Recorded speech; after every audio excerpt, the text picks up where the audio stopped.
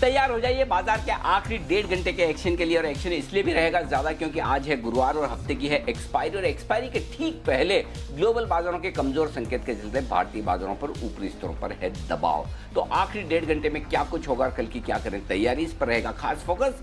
Final trade में आप सबका स्वागत है। नमस्कार, मैं हूं अनिल सिंघवी। और नमस्कार, मैं हूं दीपांशु भंडारी। जानेंगे अनिल जी से कि इस वॉलेटाइल एक्सपायरी वाले दिन बाजार की चाल कैसे रख सकती है और आखिरी 1.5 घंटे में आपको क्या स्ट्रैटेजी अपनानी चाहिए। सबसे पहले सर बताइए कि इस समय की बड़ी बातें क्या हैं। 11,900 के नीचे निफ्टी ट्रेड करता हुआ दिख रहा है। ऊपरी स्तरों पर आज टिके रहने में मुश्किल आ रही है। जो रिकवरी की कोशिश होती दिख रही है वहां पर प्रॉफिट बुकिंग या फिर बिकवाली। लेकिन हाँ, ये भी कहना होगा कि कोई खास कमजोरी निचले स्तरों से आपको खरीदारी भी लौटती दिख रही है। और ज्यादातर वक्त निफ्टी ने मन बनाया है 11,900 के आसपास बिताएंगे। फार्मा, आईटी और ऑटो, ये तीन स्पेस ऐसी है जहां से दबाव बनता हुआ दिख रहा है बाजार पर। स्पेशली फार्मा शेयर आज काफी कमजोर होते हुए दिखे हैं। 2 दिनों की तेज गिरावट के बाद आज ब्रिटानिया में रिकवरी है। शेयर 2% मजबूत है। नतीजों के बाद से जो कमजोरी बनती दिखी थी, अब वहां पर थोड़ी सी रुकावट होती हुई दिखी है। मेटल शेयर में हल्की फुल्की खरीदारी है। वेदांता, जहां पर हमने आपको लगातार कहा कि अच्छा डिविडेंड आने की उम्मीद है, डिविडेंड की कैलकुलेशन भी करके दी है। वेदांता आप देख सकते हैं मजबूत है। मेटल इंडेक्स 1/4% तेजी के साथ। यूरोप के बाजार कमजोर हैं, 1% का नुकसान है। और डाउ फ्यूचर्स 100 अंक नीचे ट्रेड करते हुए दिख रहे हैं, तो यहां पर भी आपको नुकसान नजर आएगा। जी दीप। बिल्कुल। और अनिल जी, जैसे ही हमने शो शुरू किया सर, थोड़े रिकवरी के संकेत आ रहे हैं। डाउ फ्यूचर्स एकदम सर 2 मिनट में ही, लिटरली 2 मिनट में लगभग 50 अंक रिकवर हुए हैं। अब सिर्फ 40 अंक नीचे ही हैं। डाउ फ्यूचर्स वापस 28,000 के ऊपर आराम से होल्ड कर रहे हैं। और निफ्टी भी वापस 11,900 पर आ रहा है। पर सवाल यही बनता है, बैंक निफ्टी 24,550 के ऊपर गया, तो रिकवरी आई है निचले स्तर से। पर जैसा कि हम पूछ रहे थे सर, हर बार हमने देखा है आज के दिन एटलीस्ट रिकवरी पर बिकवाली हुई है। क्या इस बार सस्टेनेबल लगती है या यही रेजिस्टेंस है? दीप, मुझे लगता है कि एक्सपायरी के लिहाज से अगला 1.5 घंटा मुश्किल भरा रहेगा। लेकिन इसमें कोई डाउट नहीं कि अगर डाउ फ्यूचर्स में संकेत रिकवरी के मिलेंगे तो भारतीय बाजारों को वहां से फायदा जरूर होगा। लेकिन आप देखिए, बहुत ही टाइट रेंज में ट्रेड करता दिख रहा है बाजार। जितना आप देखें ग्लोबल मार्केट से कमजोरी के संकेत थे। आज सुबह आप देखिए, कल हम बंद हुए, डाउ फ्यूचर्स बहुत मजबूत थे, उसके बावजूद डाउ में कमजोरी दिखी। फिर डाउ फ्यूचर्स कमजोर, उसके बावजूद उतनी कमजोरी हुई नहीं भारतीय बाजारों में जितनी की आशंका थी। 11,845 का लो बनाकर ही बाजार सपोर्ट लेते हुए दिखे। बैंक निफ्टी में भी आप देखिए, इवन 11,325 तक का लेवल भी नहीं टूटा। 11,400 के नीचे टिका नहीं बैंक निफ्टी भी। तो ओवरऑल अगर आप देखेंगे तो उतने कमजोर भारतीय बाजार है नहीं। और मेरा ये समझना है कि एक्सपायरी तक भारतीय बाजार ज्यादा कमजोर नहीं होंगे। ग्लोबल संकेत अगर कमजोर हैं तब भी कम से कम अगला 1.5 घंटा आप बचा पाएंगे। लेकिन हाँ, अगर ग्लोबल मार्केट की कमजोरी एक्सपायरी के बाद कल भी रहती है तो फिर भारतीय बाजारों के लिए मुश्किल है। उसका रीजन ये है कि आज सबसे बड़ी चीज ये है कि आपके लिए एक्सपायरी पर थोड़ा शॉर्ट कवरिंग का भी सपोर्ट है निचले स्तरों पर। और इंडेक्स में लोग शॉर्ट हैं भी। तो और पिछले 1-2 दिनों में जिस तरह से उतार चढ़ाव हुआ है, थोड़ी सी तेजी की पोजीशन कम भी हो गई है। तो मैं थोड़ी देर में आपको डेटा विस्तार से बताऊंगा और तब हम देखेंगे भी कि एग्जैक्टली क्या कुछ होता दिख रहा है। लेकिन ओवरऑल आप ये कह सकते हैं कि अभी तक जो संकेत दिख रहे हैं, जो आपको सुबह हमने बात की थी, वही मुझे दिख रही है। 11,865, 11,935, ये वो रेंज दिख रही है जिस पर निफ्टी की एक्सपायरी के डेटा सुबह तक मुझे नजर आ रहे थे। और बैंक निफ्टी की एक्सपायरी के डेटा 24,500 के आसपास ज़्यादा दिख रहे हैं। और जिसमें आप 24,400, 24,600 की रेंज आप ले सकते हैं। तो अभी तक तो वही है। आगे चलकर देखते हैं डेटा किस तरह के बनते हैं और उसके बाद डे एंड पर क्या कुछ होता है। चलिए आइए बढ़ते हैं आगे। और हमारे साथ कार्यक्रम में शामिल हो रहे हैं बसीन साहब। बिल्कुल के साथ करते हैं उनका स्वागत।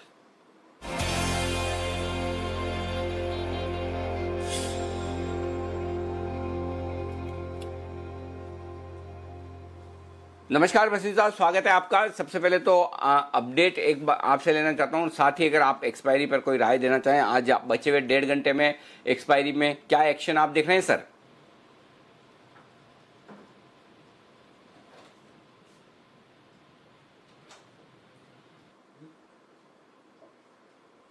बसीर साहब, क्या आप तक मेरी आवाज पहुंच रही? ओके, चलिए बसीन साहब से हम फिर से कनेक्ट करने की कोशिश करें। उनसे हमारा संपर्क टूटा है तो एक बार फिर से हम उनसे बात करने की कोशिश करेंगे। लेकिन आइए इस बीच में स्टॉक्स पे फोकस कर लेते हैं। और जहां पर इवेंट्स और स्टॉक्स न्यूज़ दोनों देख लेते हैं। तो मानसी हमारे साथ तैयार है बताने के लिए उन तमाम इवेंट्स के बारे में जहां पर आपको हमें नज़र रखनी है। मानसी बताइए। शुक्रिया Anil sir, good afternoon. Asian paints Nifty space में अभी अपने नतीजे पेश करने वाला है, तो इस पर फोकस है। वायदा बाजार की 5 कंपनियों के नंबर्स आने हैं। अंबुजा सीमेंट, L&T फाइनेंस होल्डिंग्स, बाइकॉन, भारती इन्फ्राटेल, कोफोर्ज, इन पर फोकस रहेगा। इसके अलावा इक्विटास स्मॉल फाइनेंस बैंक का IPO बंद होगा आज की क्लोजिंग के साथ ही। अंबुजा सीमेंट की बोर्ड बैठक भी है इंटरम डिविडेंड को लेकर। कल निफ्टी स्पेस में JSW स्टील, नेस्ले, टेक महिंद्रा के नंबर्स आते दिखेंगे और कैश स्पेस की भी चुनिंदा कंपनियां हैं, येस बैंक, आरती ड्रग्स, सुदर्शन केमिकल, हाइडलबर्ग सीमेंट, जिनके नंबर्स आते हुए देखने को मिलेंगे। कल सुबह 6:30 बजे डोनाल्ड ट्रंप और जो बाइडेन के बीच प्रेसिडेंशियल बहस होनी है। भारतीय समय अनुसार सुबह 6:30 बजे ये होगी, इसलिए कल सुबह ये हमारे लिए एक इम्पोर्टेंट ट्रिगर है। टेक महिंद्रा बोर्ड बैठक होने जा रही है, अंतरिम डिविडेंड पर सोच विचार किया जाएगा। एशियन ग्रेनाइटो की बोर्ड बैठक में पूंजी जुटाने और साथ ही शेयर विभाजन पर फोकस होगा।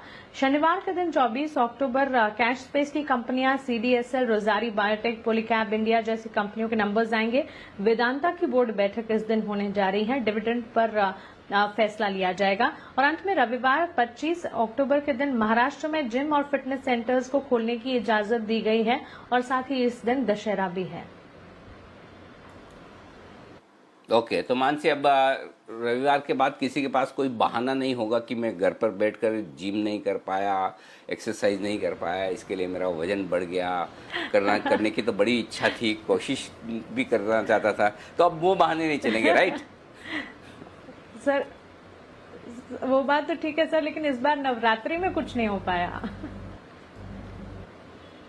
हाँ, एक्चुअली ये बात सही है कि काफ़ी लोगों के लिए नवरात्रि वो समय होता है जब एक तो फास्टिंग भी करते हैं और उसके साथ में रात को डांडिया और गरबा, तो उसमें कैलोरीज जो बर्न होती है वो इस बार मिसिंग रही। चलिए, उसका जो नुकसान हुआ वो शायद जिम के खुलने से अगर कोई फ़ायदा उठाना चाहे तो ज़रूर उठाए। आइए आगे बढ़ते हैं और देख लेते हैं कि किस भसीन साहब की तरफ से क्या आज के लिए कॉल्स आ रही हैं। भसीन साहब हमारे साथ कार्यक्रम में हो चुके हैं शामिल, अब हमारी आवाज़ उन तक पहुंच रही है। भसीन साहब नमस्कार। सर पहले तो एक बार बचे हुए 1.5 घंटे के लिए एक्सपायरी का आउटलुक आपसे लेना चाहता हूँ, क्या व्यू बन रहा है सर? सर बैंक निफ्टी में मुझे स्ट्रेंथ दिख रही है और बैंक निफ्टी में ही मैं ज्यादा करूंगा। 11,900 के ऊपर मुझे लगता है एक्सपायरी होगी ऑन द निफ्टी, और bank Nifty is the main की बिकॉज बैंक्स में स्ट्रेंथ है, आज मेटल्स में स्ट्रेंथ है, फार्मा में वीकनेस है, तो मिक्स्ड बैग है, लेकिन overall the broader market is showing you strength. तो बने रहिए, I think this is the time. I am very positive on bank Nifty showing you a surprise upside in the expiry. अब आपको update दे दूं अनिल जी, आपको PSU stocks कहे थे, कल आपको IOC कहा था 76 रुपए में, 75.5 में, वो 77.60 हो गया, वहां बुक कीजिए। 2 दिन पहले आपको IGL 375 का था, 392 हो गया, वहां बुक कीजिए। भारतीय आपको 401.5 पे कहा था, 429 बिक गया, 31 बिक गया, वो बुक कीजिए। REC आपको कहा था 98 पे, वो 101 बिक गया। एक्सिस बैंक आपको कल कहा था 491 पे, वो 510 हो गया। अडानी पोर्ट आपको 347 पे कहा था, 363 हो गया। LIC हाउसिंग 283 पे कहा था, वो 307 हो गया। और अशोक लीलैंड 74 वाला 78.50 बिक गया। अब आपको कहें तो सुबह आपको जो कॉल दी थी वो मैं कायम हूँ। HPCL और टाटा मोटर 29 वाला 33.5 बिक गया, इंट्राडे ट्रेडर बुक कर सकता है। HPCL has hit a high of 79.20. I reaffirm a target of 185. PSUs में बहुत स्ट्रॉन्ग बाइंग है। आप कहें तो अब 2 कॉल्स हैं और 1 सेल कॉल है, आप कहें तो मैं दूं। जी सर, बताएं सर प्लीज। तो पहला बाय होएगा sir BPCL, I think HP और IOC में हो गया। BPCL में मुझे 10% अपसाइड दिख रहा है, 348 में लीजिए, 341.50 का स्टॉप लॉस रखिए और इसमें टारगेट 375 का। और दूसरा बाय है sir SAIL will come out with very good numbers because of the Chinese ban, और मुझे लगता है SAIL will be a stellar out performer as steel price have gone up. 36.5 में लीजिए, 35.15 का स्टॉप लॉस, 39.50 to 40 का टारगेट। और सेल में है सर सिप्ला 756 से लेके 759 तक बेचिए, 771 का स्टॉप लॉस, 725 का टारगेट। ओके, तो सिप्ला में करनी है बिकॉली, फार्मा शेयर दिख रहे हैं थोड़े से कमजोर, यहाँ बिकॉली करें।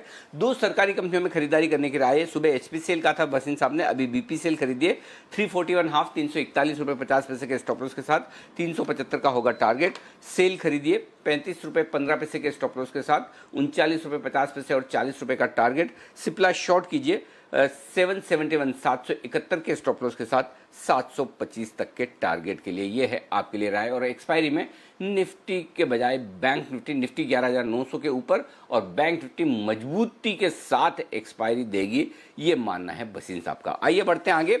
और अब अगला और इस क्लोजिंग शो का पहला बिगुल वागले साहब के लिए, तो पेश है आपके लिए वागले का वंडर।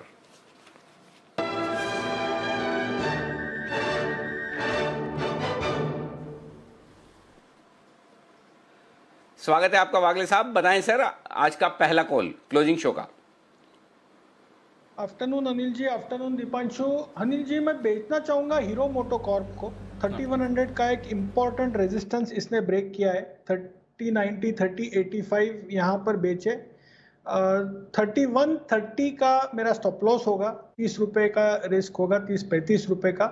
और मुझे 3000 तक नीचे का टारगेट दिखाई दे रहा है। 3000, 3010 के टारगेट जो यहाँ से लगभग 90 रुपये, 2.5 से 3% का प्ले है। मुझे लगता है आज और कल तक ये टारगेट आ जाना चाहिए। डिस्क्लोजर ये है कि हमने यही प्राइस पे 5 मिनट पहले हमारे क्लाइंट्स को दिया है 5 रुपये ऊपर।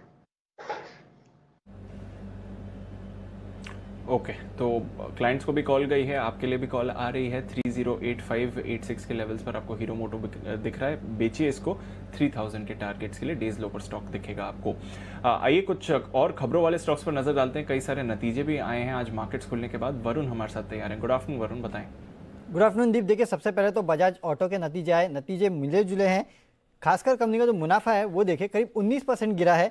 1400 करोड़ से गिर के करीब 1140 करोड़ के आसपास आया है। लेकिन मार्जिन देखिए यहाँ बढ़ोतरी हुई है, 16.6% से बढ़ के करीब 17.7% पे आए हैं। तो ये मिले जुले रहे हैं। यूको बैंक नतीजे अच्छे हैं, घाटे से कंपनी जो है मुनाफे में आ चुका है, ये सबसे अच्छी बात है। 892 करोड़ के घाटे के मुकाबले 30 करोड़ का मुनाफा इस बैंक ने किया है। और एनपीएस देखिए वहाँ सुधार हुआ है, 4.9% से कम होके ये अब 3.6% पे आए हैं। सुब्रोस यहाँ नतीजे मिले जुले हैं। कंपनी का जो मुनाफा है उसमें करीब 33% के आसपास की बढ़ोतरी हुई है और मार्जिन जो है वो भी 11.7% से बढ़ के 13.6% के आसपास आए हैं। वहीं स्टरलाइट टेक, अगर आप साल दर साल देखेंगे तो स्टरलाइट टेक के नतीजे कमज़ोर है। क्वार्टर अच्छा उछाल देखने मिला है। रेवेन्यूज 32% बढ़े हैं, मार्जिन जो है 15% से बढ़ के करीब 17.5-18% के आसपास आया है। और मुनाफा जो है 6 करोड़ से बढ़ के 58 करोड़ पे आया है और 10,000 करोड़ के ऊपर कंपनी की ऑर्डर बुक है, हाईएस्ट एवर लेवल पे। इंडियन बैंक यहाँ नतीजे अच्छे हैं, मुनाफा 360 करोड़ से बढ़ के करीब 412 करोड़ के आसपास आया और एनपीएस में सुधार हुआ है, 3.76% से घट के 2.96% पे आए हैं। तो इस बार जितने भी बैंक्स हैं उनके एनपीएस में सुधार हो रहा है। डॉक्टर रेड्डीज, यह स्टॉक सुबह से ही काफ़ी हरकत में है क्योंकि इनके जो डेटा सेंटर सर्विसेज है उस पर साइबर अटैक हुआ, उसके कारण काफ़ी सारे प्लांट्स बंद करने पड़े। लेकिन कंपनी ने कहा है कि 24 घंटे में ये जो सर्विसेज है वो बहाल की जाएगी और कंपनी के ऑपरेशंस पे कोई मेजर इम्पैक्ट नहीं है। ऑरबिंदो फार्मा, इनको यूएस एफडीए से एक दर्द की दवा के इंजेक्शन के लिए अप्रूवल मिला है। ग्रैन्युल्स, ब्लड में पोटेशियम कम रहने की एक दवा है, उसके लिए इन्हें यूएस एफडीए से अप्रूवल मिला है। और एलेम्बिक फार्मा, फंगल इन्फेक्शन की दवा के लिए इनको अप्रूवल मिला है। मारुति गुजरात के प्लांट में सबसे तेजी से प्रोडक्शन कर रहे हैं, 10 लाख गाड़ियों का जो प्रोडक्शन का आंकड़ा है वो अब ये पार कर चुके हैं। इंटरग्लोब और स्पाइसजेट, बेसिकली जो एविएशन सेक्टर है उनके लिए अच्छी खबर है क्योंकि विदेशी नागरिकों के ट्रैवल पर रोक पर सरकार ने राहत दी है। वीज़ा ट्रैवल से जुड़े पाबंदियां जो है उसमें ये राहत दी गई है। इनके जो वीज़ा है उनमें जल्दी और भी राहत दी जाएंगी। तो ये एक पूरी जो सेक्टर है एविएशन का उसके लिए अच्छी खबर है। टीसीएस, इन्होंने खबरें ये है कि डॉयश बैंक की जो टेक यूनिट है उसको ये खरीद सकते हैं, ऐसी खबरें हैं। और सबसे आखिरी में इक्विटा स्मॉल फाइनेंस बैंक, अब तक महज 0.25% बढ़ा है इसका आईपीओ। ओके, तो ये है आपके लिए सारे के सारे update. Equitas at least over the line तो हो गया है पर लेस देन 2 टाइम्स का टोटल सब्सक्रिप्शन है। देखते हैं कि आखिरी कुछ घंटों में और अगर यहाँ पर सब्सक्रिप्शन बढ़ते हुए दिखता है कि नहीं। पर आइए कई सारे और स्टॉक्स हैं जहाँ पर हम बुलिश एक्शन देख रहे हैं। बिगुल राकेश जी, कुणाल जी के लिए बाय सेल चार्ट कॉर्नर।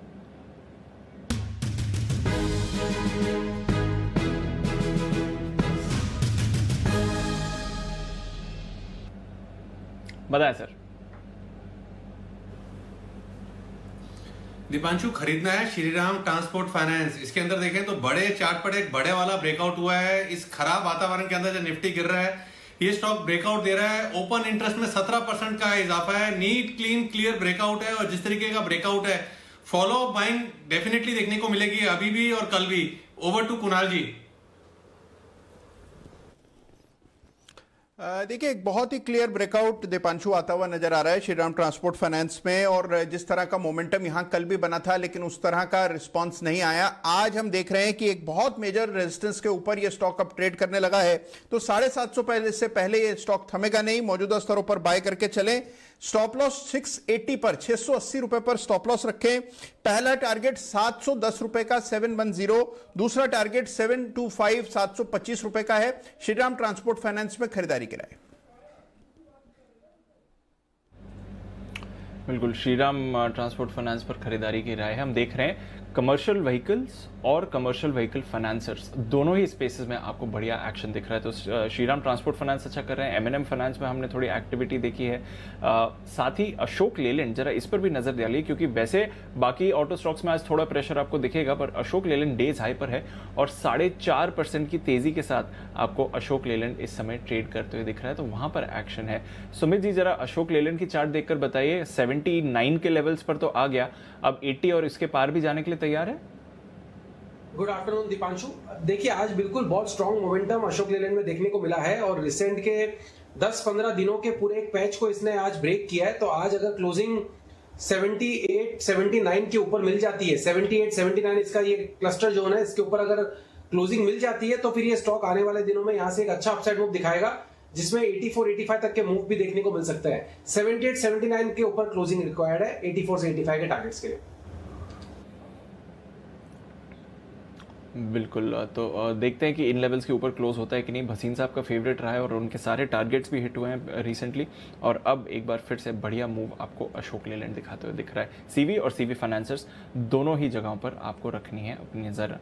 और भी कई सारे स्टॉक्स हैं जो एक्शन में आते हुए दिख रहे हैं, एक बार वहाँ पर भी चेक ले लेते हैं। स्टरलाइट टेक, बंसल जी आपसे इसके बारे में पूछना था, क्योंकि आप लोगों ने सही टाइम पर इसका ब्रेकआउट पकड़ा था 150-160 के लेवल्स पर आके। अब ये स्टॉक थोड़ा अटक गया है, पर क्या यहाँ से भी और मूवमेंट देखने को मिल सकता है, क्योंकि नतीजे इनके अच्छे आए हैं। चार्ट्स क्या बता रही हैं? दीपांशु, चार्ट भी पॉजिटिव है, एक अच्छी एक्यूमुलेशन में घूम रहा है। राउंडिंग बॉटम पैटर्न फॉर्मेशन बन रहा है। नीचे में 140 एक सपोर्ट है और लगता नहीं है जल्दबाजी में 140 के नीचे जाएगा। तो जिन्होंने ले रखा है दीपांशु, होल्ड करें। करेक्शंस पर स्टॉक को बाय करना चाहिए, थोड़ा समय देना पड़ेगा, बट टेक्निकल पैटर्न बढ़िया है और एक बार इस एक्यूमुलेशन से निकलेगा तो 190-193 के लेवल्स देखने को मिलेंगे। तो अगर 147-148 के लेवल्स मिलते हैं किसी भी वीकनेस में, तो वो परफेक्ट स्तर है निवेश करने के लिए। 140 का जो स्तर है वो स्टॉप लॉस होना चाहिए। 140 के नीचे की क्लोजिंग आए तब निकलने की राय होगी। ओके, तो ये है आपके लिए स्टरलाइट टेक्नोलॉजी पर राय। आइए, नितिन जी हमारे साथ हो रहे हैं कार्यक्रम में शामिल और तैयार हैं निफ्टी पर निशाना लगाने के लिए। चेक कर लेते हैं नितिन जी से कि निफ्टी पर निशाना लगाएंगे या फिर हीरो या जीरो ट्रेड देंगे। बिगुल के साथ करते हैं स्वागत निफ्टी के निशानेबाज नितिन मुरार का।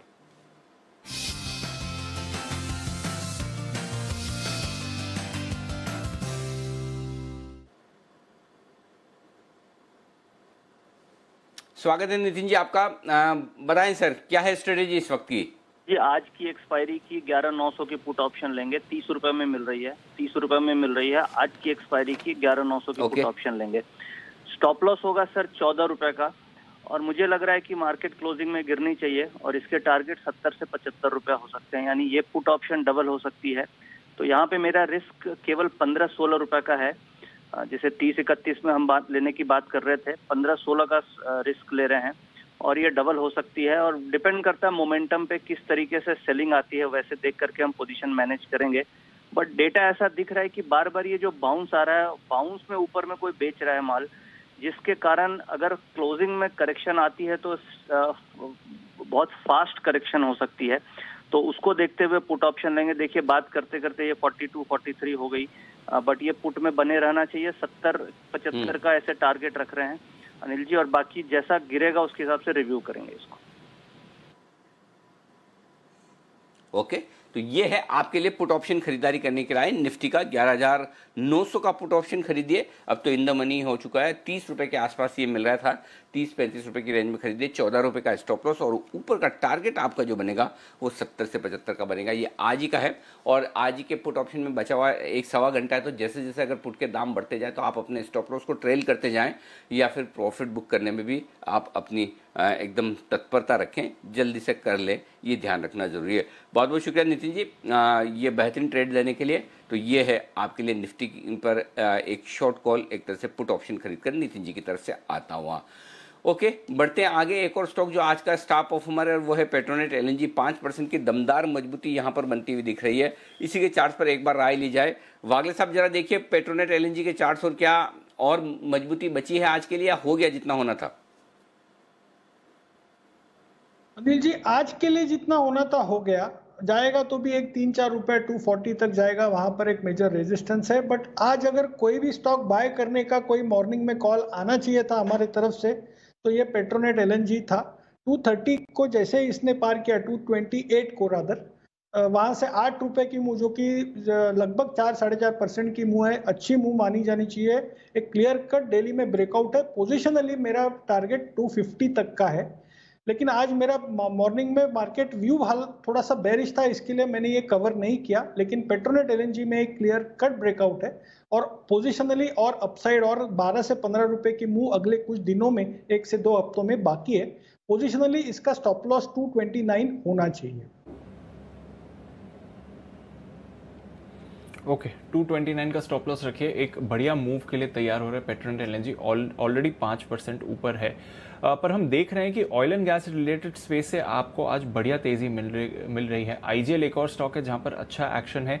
चेन्नई पेट्रो अब यहां पर 20% का सर्किट लगने की आपको तैयारी आती हुई दिख रही है। आज सुबह भी हम इस स्टॉक के बारे में चर्चा कर भी रहे थे और तब भी हमने कहा था कि नतीजे ठीक ठाक ही लग रहे हैं इनके। वरिंदर बंसल ने इसके बारे में बात भी करी थी।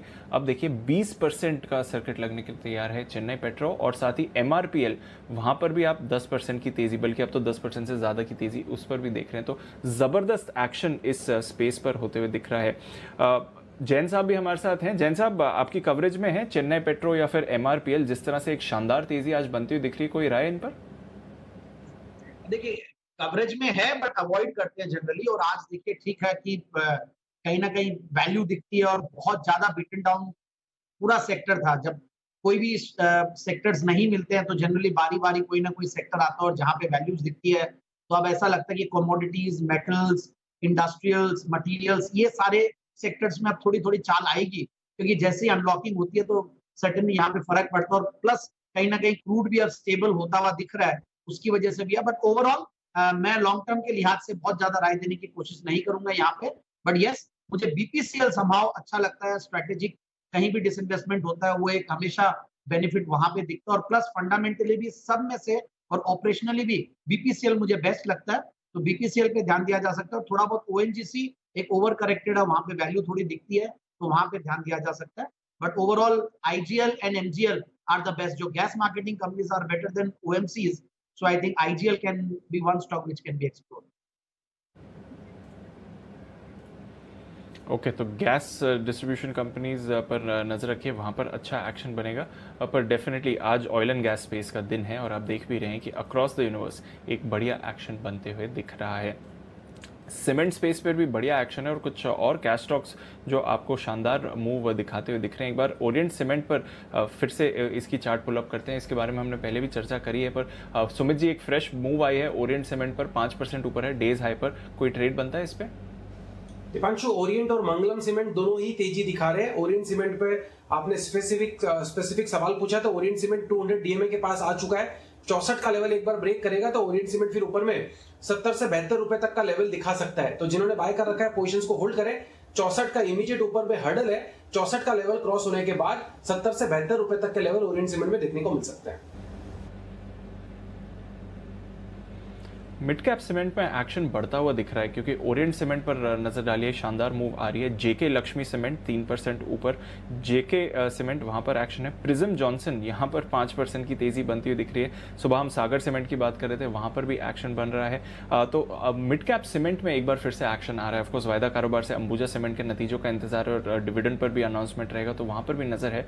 बट डेफिनेटली क्लोजिंग में जाते हुए मिड कैप सीमेंट एक ऐसी थीम है जहां पर शानदार एक्शन बन रहा है। और जैन साहब, कुछ सीमेंट डीलर्स कह भी रहे हैं कि इस समय डिमांड काफी मजबूत है और बाजार की पॉजिटिविटी और नंबर्स दोनों ये रिफ्लेक्ट कर रहे हैं। क्या ये जो एक्शन आया है ये थोड़ा और बरकरार रह सकता है सीमेंट स्पेस में? क्या लगता है आपको? बिल्कुल बिल्कुल रहेगा। देखिए, जिस तरीके से अल्ट्राटेक के नंबर्स आए हैं, जो मॉनसून का पॉजिटिव बेनिफिट और रबी की अब बिजाई हो रही है, तो ये सब और फसल भी अच्छी होने की पूरी उम्मीद है।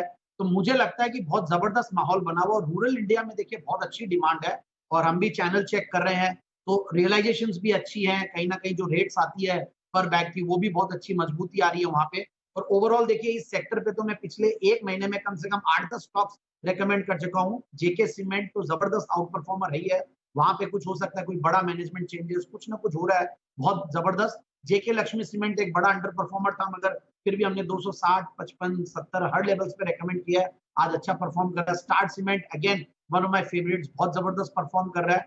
डेक्कन सीमेंट है, अंजनी पोर्टलैंड है, सब अच्छा करेंगे। और मुझे ऐसा लगता है कि जो UltraTech cement, Ambuja cement, ACC, Shri cements, ये जो बड़े हैं, उनको देख देख के छोटे भी चलेंगे और सबके पास बहुत मुझे लगता है कि बिजनेस मिलेगा। और मेरे हिसाब से बिल्कुल इन स्टॉक्स में निवेशित रहना चाहिए। और इन लेवल्स पे स्टार सीमेंट तो मैं बिल्कुल कहूंगा कि रेकमेंड करता हूं, क्योंकि अभी भी बहुत चलानी है स्टॉक। जेके लक्ष्मी बहुत अच्छे लेवल्स पे है, ये दोनों स्टॉक्स पर बिल्कुल ध्यान देना चाहिए। इन सब का बड़ों का तो हमको पता है जैन साहब, आप वो छोटों वालों का बताओ। अंजनी पोर्टलैंड और डेक्कन सीमेंट, वो जो आपके जेम्स है, उनके बारे में बताइए। वो जो ढूंढ ढूंढ के आप निकाल के लाते हैं, वो भी चलेंगे ना? बिल्कुल बिल्कुल अनिल जी, वो तो देखिए टारगेट्स तो अचीव हो चुके हैं एक बार और फिर वापस से चलेंगे, क्योंकि वैल्यू इतनी है अनिल जी। सबसे बढ़िया बात क्या है, जो इनकी कैपेसिटीज होती है उनसे आधे वैल्यू पे चल रहे हैं। तो एक वो जो रिप्लेसमेंट कॉस्ट वाली जो थियरी है सीमेंट में, जो पुराना एक थियरी चलता है, वो सब चल रहे हैं। और अंजनी पोर्टलैंड तो आज भी चल रहा है, डेक्कन सीमेंट आज भी चल रहा है, क्योंकि ये स्टॉक्स हम मतलब मुझे कई बार बहुत खुशी होती है जब डेक्कन सीमेंट का मैं भाव देखता हूँ और जिस लेवल पे आपने रेकमेंड किया अंजनी पोर्टलैंड को, क्योंकि वैल्यू इतनी है, इनकी जो कैपेसिटी है, अगर 1 मिलियन टन 600-700 करोड़ रुपया लगता लगाने को, और वहां अगर इनकी 400 करोड़ में कंपनी आ रही है और अच्छी खासी कैपेसिटीज इनके पास है, तो मुझे बहुत इंटरेस्टिंग लगते हैं सारी स्टोरीज और बहुत स्कोप है इन सब में और सब चलेंगे। ये इवन स्टार सीमेंट की मैं बात कर रहा हूँ, तो बहुत स्ट्रॉन्ग बैलेंस शीट है। आने वाले दिनों में कुछ इनकी नई कैपेसिटी एडिशन हो रही है, वो भी खुद के इंटरनल एक्रूवल से जब नई कैपेसिटी लगाते हैं तो उसका मजा ही कुछ और है। तो Anil ji, thank you very much for raising this question. Deccan Cement, Anjani Portland और 2-4 और भी हमें सब नाम अब तो बहुत सारे हो गए हैं, बट सब चलेंगे। और mid cap cement space I am very bullish. नहीं बिल्कुल, और ये हमें ध्यान भी है और इसीलिए मैं याद रखता हूँ कि कौन कौन से स्टॉक्स ऐसे हैं जो कम रिकमेंडेशन में आते हैं लेकिन फंडामेंटली है बेहद मजबूत। और ऐसे ही एक और स्टॉक है जो जैन साहब की पसंद का स्टॉक है, कल 20% ऊपर था, आज 12% फिर से ऊपर है, ओरिएंटल एरोनॉटिक्स। ये है वो स्टॉक, देखिए आज फिर से, इसे कहते हैं दमदार रिसर्च। ऐसी रिसर्च जो ढूंढ कर लाकर बड़ी मेहनत तो करनी पड़ती है इस तरह के शेयरों को। जैन साहब, क्या भाव में रिकमेंड किया था और जिन लोगों ने आपकी सलाह पे खरीदा है 500 के पार निकलता हुआ स्टॉक, अब क्या करना चाहिए? अब भी आज भी कल 20% का सर्किट लगने के बाद आज फिर से 12% ऊपर है। या बिल्कुल अनिल जी, मैंने तो 425 का ही टारगेट दिया था, 350 पे रेकमेंड किया था। कल 20% का सर्किट बहुत मजबूती से लगा हुआ था और मैंने ट्वीट करके भी सबको रेकमेंड किया था कि भाई इसको आप वापस से होल्ड करके रखिए, निकलिएगा मत।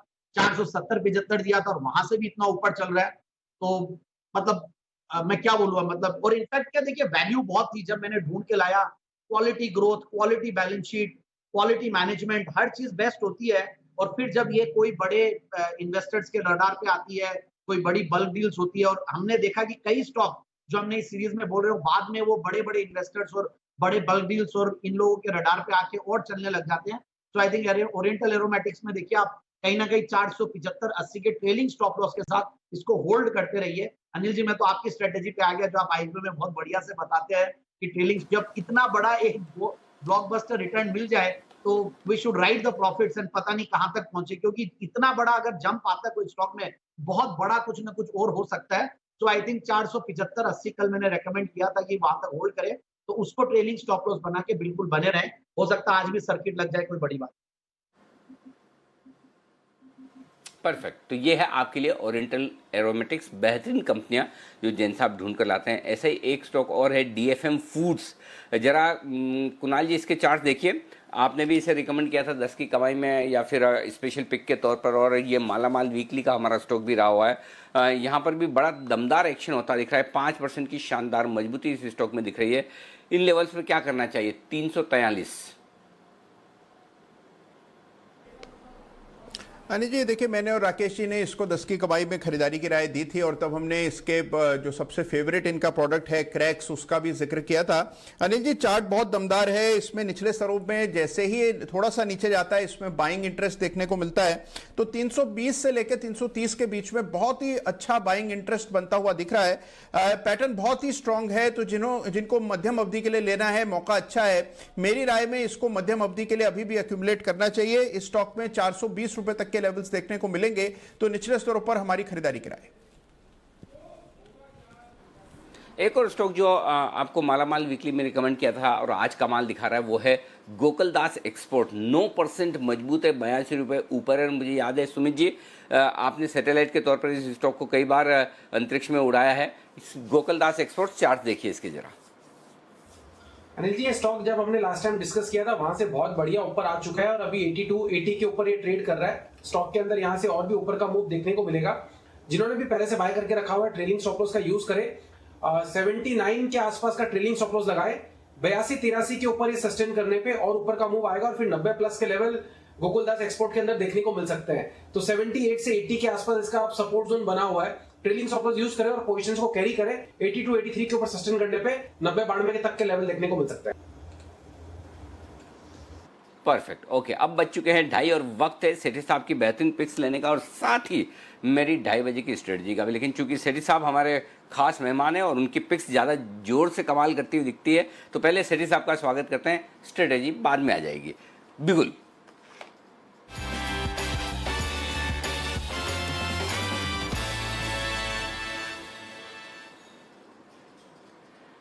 सेठी साहब, स्वागत है आपका। जो कुछ मैंने अभी आपको कहा कि मेरी स्ट्रेटेजी रोककर मैं पहले आपकी पिक्स ले रहा हूं क्योंकि आपकी पिक्स कमाल करती हुई दिखती है, करती भी है, और उसकी तरह से मैंने आपके ऊपर जो इनडायरेक्टली दबाव बनाया है वो आप जरूर महसूस कर रहे होंगे। नहीं कर रहे हो तो करिए और बताइए आज की बेहतरीन पिक्स। बिल्कुल बिल्कुल अनिल जी, आपका जो दबाव है उसके कारण और थोड़ा बढ़ गया है प्रेशर। जो आज में स्टॉक है, एक्चुअली 2 स्टॉक है, एक तो कैश मार्केट का स्टॉक है और एक एफएनओ का स्टॉक है। रोज की तरह जो कैश मार्केट का स्टॉक है वो उसी सेक्टर से है जिसकी अभी चर्चा हो रही थी, सीमेंट वाला सेक्टर। और यहाँ से मैंने भी पिछले कुछ दिनों में कई सीमेंट के स्टॉक्स रिकमेंड करे हैं, जैसे जेके लक्ष्मी सीमेंट, स्टार सीमेंट, फिर हेडलबर्ग सीमेंट। संदीप ने भी कई सीमेंट स्टॉक्स रिकमेंड करे और कई जो बिना नहीं सुने हुए नाम है वो भी रिकमेंड करे जिन्होंने बहुत अच्छा परफॉर्म किया है। मुझे लगता है जिस तरह से सीमेंट कंपनियों के नतीजे आ रहे हैं और कल हमने सागर सीमेंट के नतीजे देखे, बेहद ही शानदार नतीजे थे, तो आज इस स्पेस से मैं ओरिएंट सीमेंट रिकमेंड करना चाहूंगा वापिस। इसको पहले भी कभी रिकमेंड किया हुआ है, उस समय अच्छी तेजी करके टारगेट भी अचीव हुए थे। ये स्टॉक अभी 62.5 के लेवल पे ट्रेड करता है। एक जबरदस्त कंपनी है और सबसे अच्छी बात है अगर आप वैल्यूएशन के लिहाज से देखें, ईवी पर टन के हिसाब से, तो ये stock one of the cheapest stock है लिस्टेड स्पेस में। और जिस तरह के नतीजे आए हैं सागर सीमेंट के, मुझे लगता है उसको एक्सट्रापोलेट किया जा सकता है। जो मिड साइज सीमेंट कंपनीज है उनके जब नतीजे आएंगे बहुत ही अच्छे रहेंगे। वैसे भी अगर पास्ट ट्रैक रिकॉर्ड देखेंगे इसके तो सॉलिड फंडामेंटल्स है। ऑपरेटिंग प्रॉफिट मार्जिन अराउंड 11% के, डेट इक्विटी रेशियो भी रीजनेबल है 1.02। पिछले 3 साल का प्रॉफिट का बहुत ही स्ट्रॉन्ग कैगर है 39% का।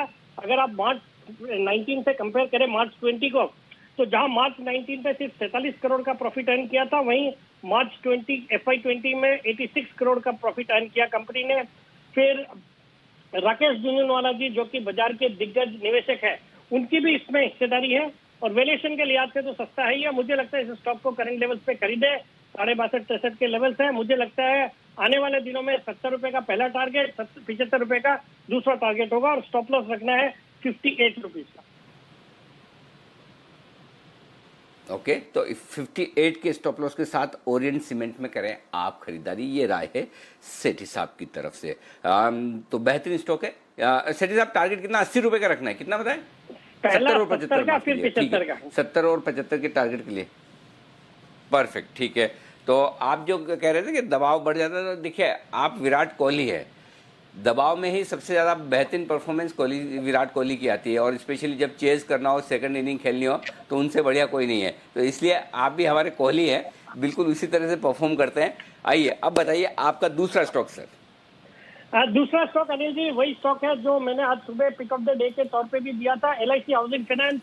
सुबह 301 के लेवल पर रिकमेंड किया, अभी 306-7 के लेवल्स है। मुझे लगता है इस स्टॉक को करंट लेवल्स पर भी खरीदना चाहिए। ये जिस तरह का इसमें एक तो मोमेंटम बना हुआ है, और जिस तरह से NBFCs और हाउसिंग फाइनेंस कंपनीज के इस क्वार्टर के नतीजे आएंगे, मुझे लगता है ये स्टॉक भी कमाल कर सकता है। और मेरा बहुत ही शॉर्ट टर्म में इसमें 320 का टारगेट रहेगा, स्टॉप लॉस रहेगा 299 का।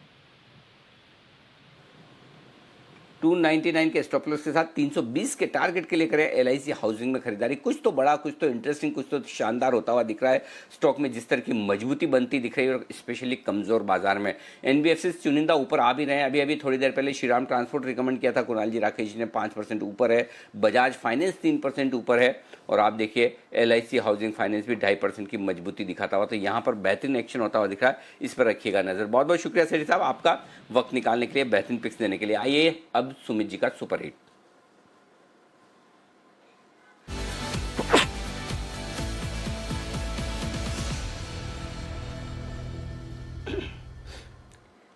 बताएं सुमित जी। अनिल जी, ऑटो में बिकवाली देखने को मिल रही है, तो ऑटो स्टॉक में एक एक करके दबाव देखने को मिल रहा है। तो जो स्टॉक अभी यहाँ पे रडार पे आया है सेल साइड का, मंदी करने का, वो स्टॉक है आइशर मोटर। 2145-2150 के आसपास स्पॉट लेवल ट्रेड कर रहा है। इसके अंदर बिकवाली देखने को मिलेगी और ये स्टॉक यहां से गिरेगा। कल का लो स्टॉक ब्रेक कर रहा है, तो ऑप्शंस के जरिए 2150 वाला पुट 43 रुपए पे अभी ट्रेड हो रहा है। 2150 वाला पुट 43 रुपए पे अभी ट्रेड हो रहा है, इसको लेने का सलाह रहेगा। आइशर मोटर ने पिछले 10 से 15 दिनों का जो सपोर्ट लेवल्स था वो आज ब्रेक किया है। कल का लो ब्रेक हुआ है। ऑटो सेक्टर में दबाव देखने को मिल रहा है। आइशर मोटर यहां से मेरे को लगता है 2100 रुपए, शायद 2070 रुपए तक का मूव भी दिखा सकता है। 2100 से 2070 के टारगेट्स के लिए आइशर मोटर पे यहाँ पे बिकवाली करके चलने का सलाह रहेगा। इसके लिए 2150 का पुट यहाँ पे CMP पे खरीदारी करें। 30 रुपए का नीचे में स्टॉप लॉस लगाएं, ऊपर में 60 रुपए से लेकर 75 रुपए तक का मूव देखने को मिल सकता है। Buy Eicher motor 2150 put at CMP, stop loss 30 रुपया, टारगेट ऊपर में 60 रुपया पहला, 75 रुपया दूसरा। ये दो टारगेट्स को ध्यान में रखते हुए खरीदारी करें, 1 से 2 दिन में मिल जाने चाहिए। बिल्कुल, ऑटोज में गिरावट आ रही है और आइशर मोटर्स पर और प्रेशर आते हुए दिख सकता है। पर चलिए अब बिगुल बजाते हैं अनिल जी के लिए और जान लेते हैं कि स्ट्रैटेजी क्या है आज।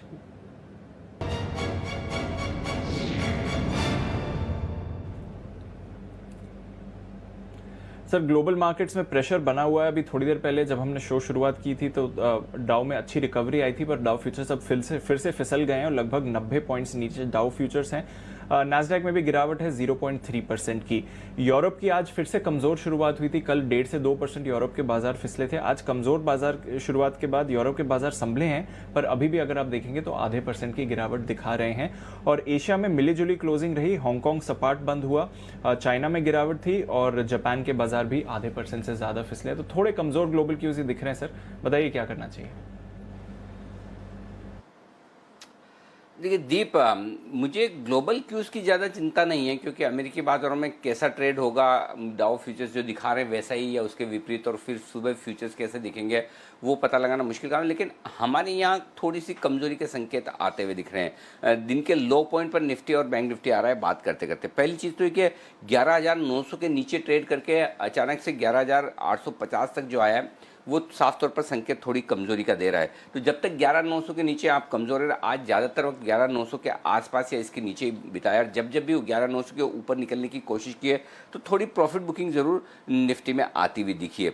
और आज अगर डेटा में भी देखेंगे तो कॉल राइटिंग ज़्यादा होती दिखी है। 11,900 के कॉल्स पर 45 लाख शेयर हैं, 11,900 के पुट पर 35 लाख शेयर हैं। तो जाहिर तौर पर 11,850 11,950 की जो रेंज पूरे दिन भर थी उस रेंज का लोअर एंड टेस्ट कर रहा है। तो ऐसे में इस बात की संभावना बढ़ जाती है कि नीचे की तरफ आप 11,775 11,800 825 की रेंज में निफ्टी पहुंचे। तो थोड़ी यहाँ से 25 से 50 पॉइंट की कम से कम और जगह निफ्टी में नज़र आती है, थोड़ा और नीचे जाने की जगह है। ऊपरी स्तरों पर 11,900 11,935 परफेक्ट रेंज है, जहां पर वापस बाजार आता है तो आपको प्रॉफिट बुकिंग कर लेनी चाहिए, थोड़ी सी तेजी की पोजीशन हल्की करनी चाहिए। बैंक निफ्टी 24,500 के नीचे आने के बाद बैंक निफ्टी में भी थोड़ा सा दबाव बनने के संकेत, और वजह यह कि 24,500 के पुट और कॉल पर लगभग बराबरी का ओपन इंटरेस्ट है। 10 लाख शेयर पुट में, 12 लाख शेयर कॉल्स में। आज बैंक निफ्टी में भी जबरदस्त कॉल राइटिंग होती दिखी है। 24,500 से लेकर ऊपर 25,000 तक की रेंज में दमदार कॉल राइटिंग हुई है। तो इसका मतलब क्लियर कट है कि एक्सपायरी में ऊपर आने के चांसेस बहुत कम है। तो ऐसे में बैंक निफ्टी भी अगर आपको 24,500 24,600 की रेंज में वापस रिकवरी दिखाए तो वहाँ बेचना चाहिए। बस दिक्कत यही कि आप इन लेवल्स पर बेचेंगे तो थोड़ा सा रिस्की है। 24,300 24,325 ये वो सपोर्ट रेंज है जहाँ से शुरू होती है 24,275 से 24,325। तो अगर यहाँ रुके तो ठीक, नहीं तो फिर उसके बाद 24,100 तक की गिरावट बनती है। तो पहली चीज़ ये कि क्लोजिंग में बहुत खरीदने की कोशिश ना करें, एक बार सेटल होने, न ग्लोबल मार्केट्स आपको सपोर्ट दे रहे हैं, न डेटा सपोर्ट दे रहे हैं। बस बात हुई कि शॉर्ट करने की इन लेवल्स पर थोड़ी सी 300 पॉइंट नीचे आने के बाद हिम्मत कम है, 100 पॉइंट निफ्टी नीचे आने के बाद हिम्मत कम है। तो थोड़ा सा शॉर्ट करने के लिए लेट हुए हैं, लेकिन अगर आपकी तेजी की पोजीशन है तो स्ट्रिक्ट स्टॉप लॉस लगा कर रखें। थोड़ी सी रिस्क तेजी की पोजीशन में बढ़ती हुई नजर आ रही है। जी दीप। बिल्कुल अनिल जी, रिस्क बढ़ती हुई दिख रही है। निफ्टी बैंक निफ्टी दोनों ही डेज लो पर आ गए हैं। 850 के नीचे आपको निफ्टी फिसलता हुआ दिख रहा है। और अभी थोड़ी देर पहले नितिन जी आपको सलाह भी देकर गए थे निफ्टी के पुट खरीदने की, और वहाँ पर देखिए उनके जो लेवल्स थे वो ऑलरेडी डबल हो गए हैं। 11,900 का पुट नितिन जी ने आपको कहा था 30-35 रुपए में खरीदिए, 70-75 का टारगेट था। ऑलरेडी ये पुट डबल हो गया है, 60 के लेवल्स पर आ गया है। तो उनकी हीरो या जीरो की स्ट्रैटेजी तो हिट रही, हीरो है, ऑलरेडी डबल हो गए हैं बाई प्राइस से। थोड़ा और यहाँ से अगर गिरावट आई तो बढ़ सकते हैं, तो वहाँ पर भी आप नज़र रखिए। ये स्ट्रैटेजी आपको मिली है, अपना स्टॉप लॉस एटलीस्ट आप ट्रेल करना चाहें तो वो आपको ज़रूर करना चाहिए।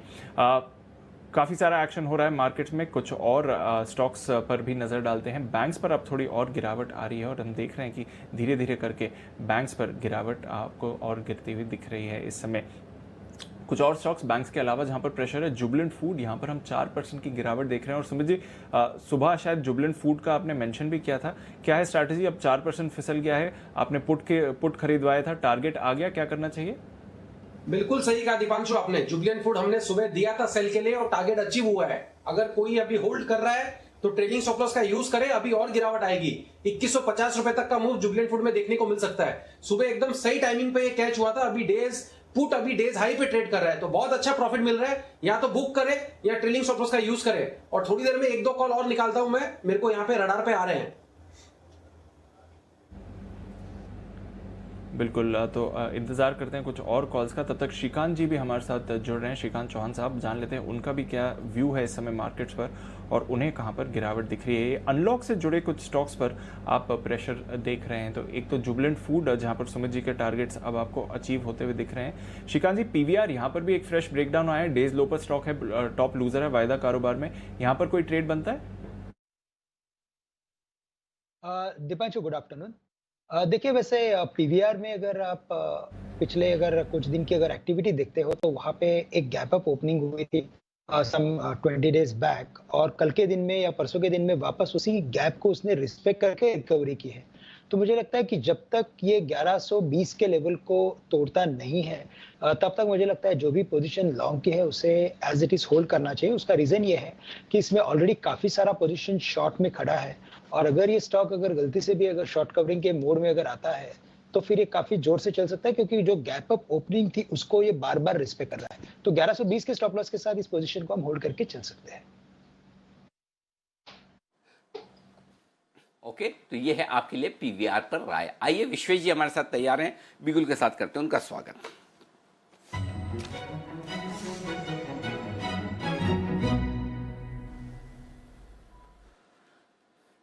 बताएं विश्वेश जी।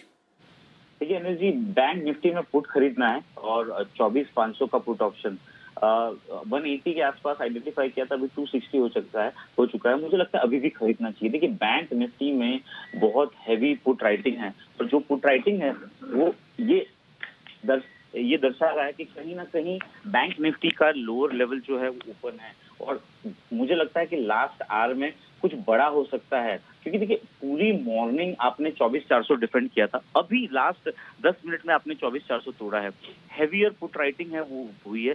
कल के दिन की जो सेलिंग आई थी उसका पुल बैक हुआ, वो पुल बैक में वापस सेलिंग हुई और कहीं ना कहीं हमने 24,900 का जो हाई बनाया वो प्रोटेक्टेड लग रहा है। तो मुझे लग रहा है नॉट फॉर टुडे तो डेफिनेटली ये 24,500 का पुट है उसको आप खरीदिए, स्टॉप लॉस रखिए 140 का। मुझे लगता है कि 350-400 तक के भी टारगेट हो सकते हैं।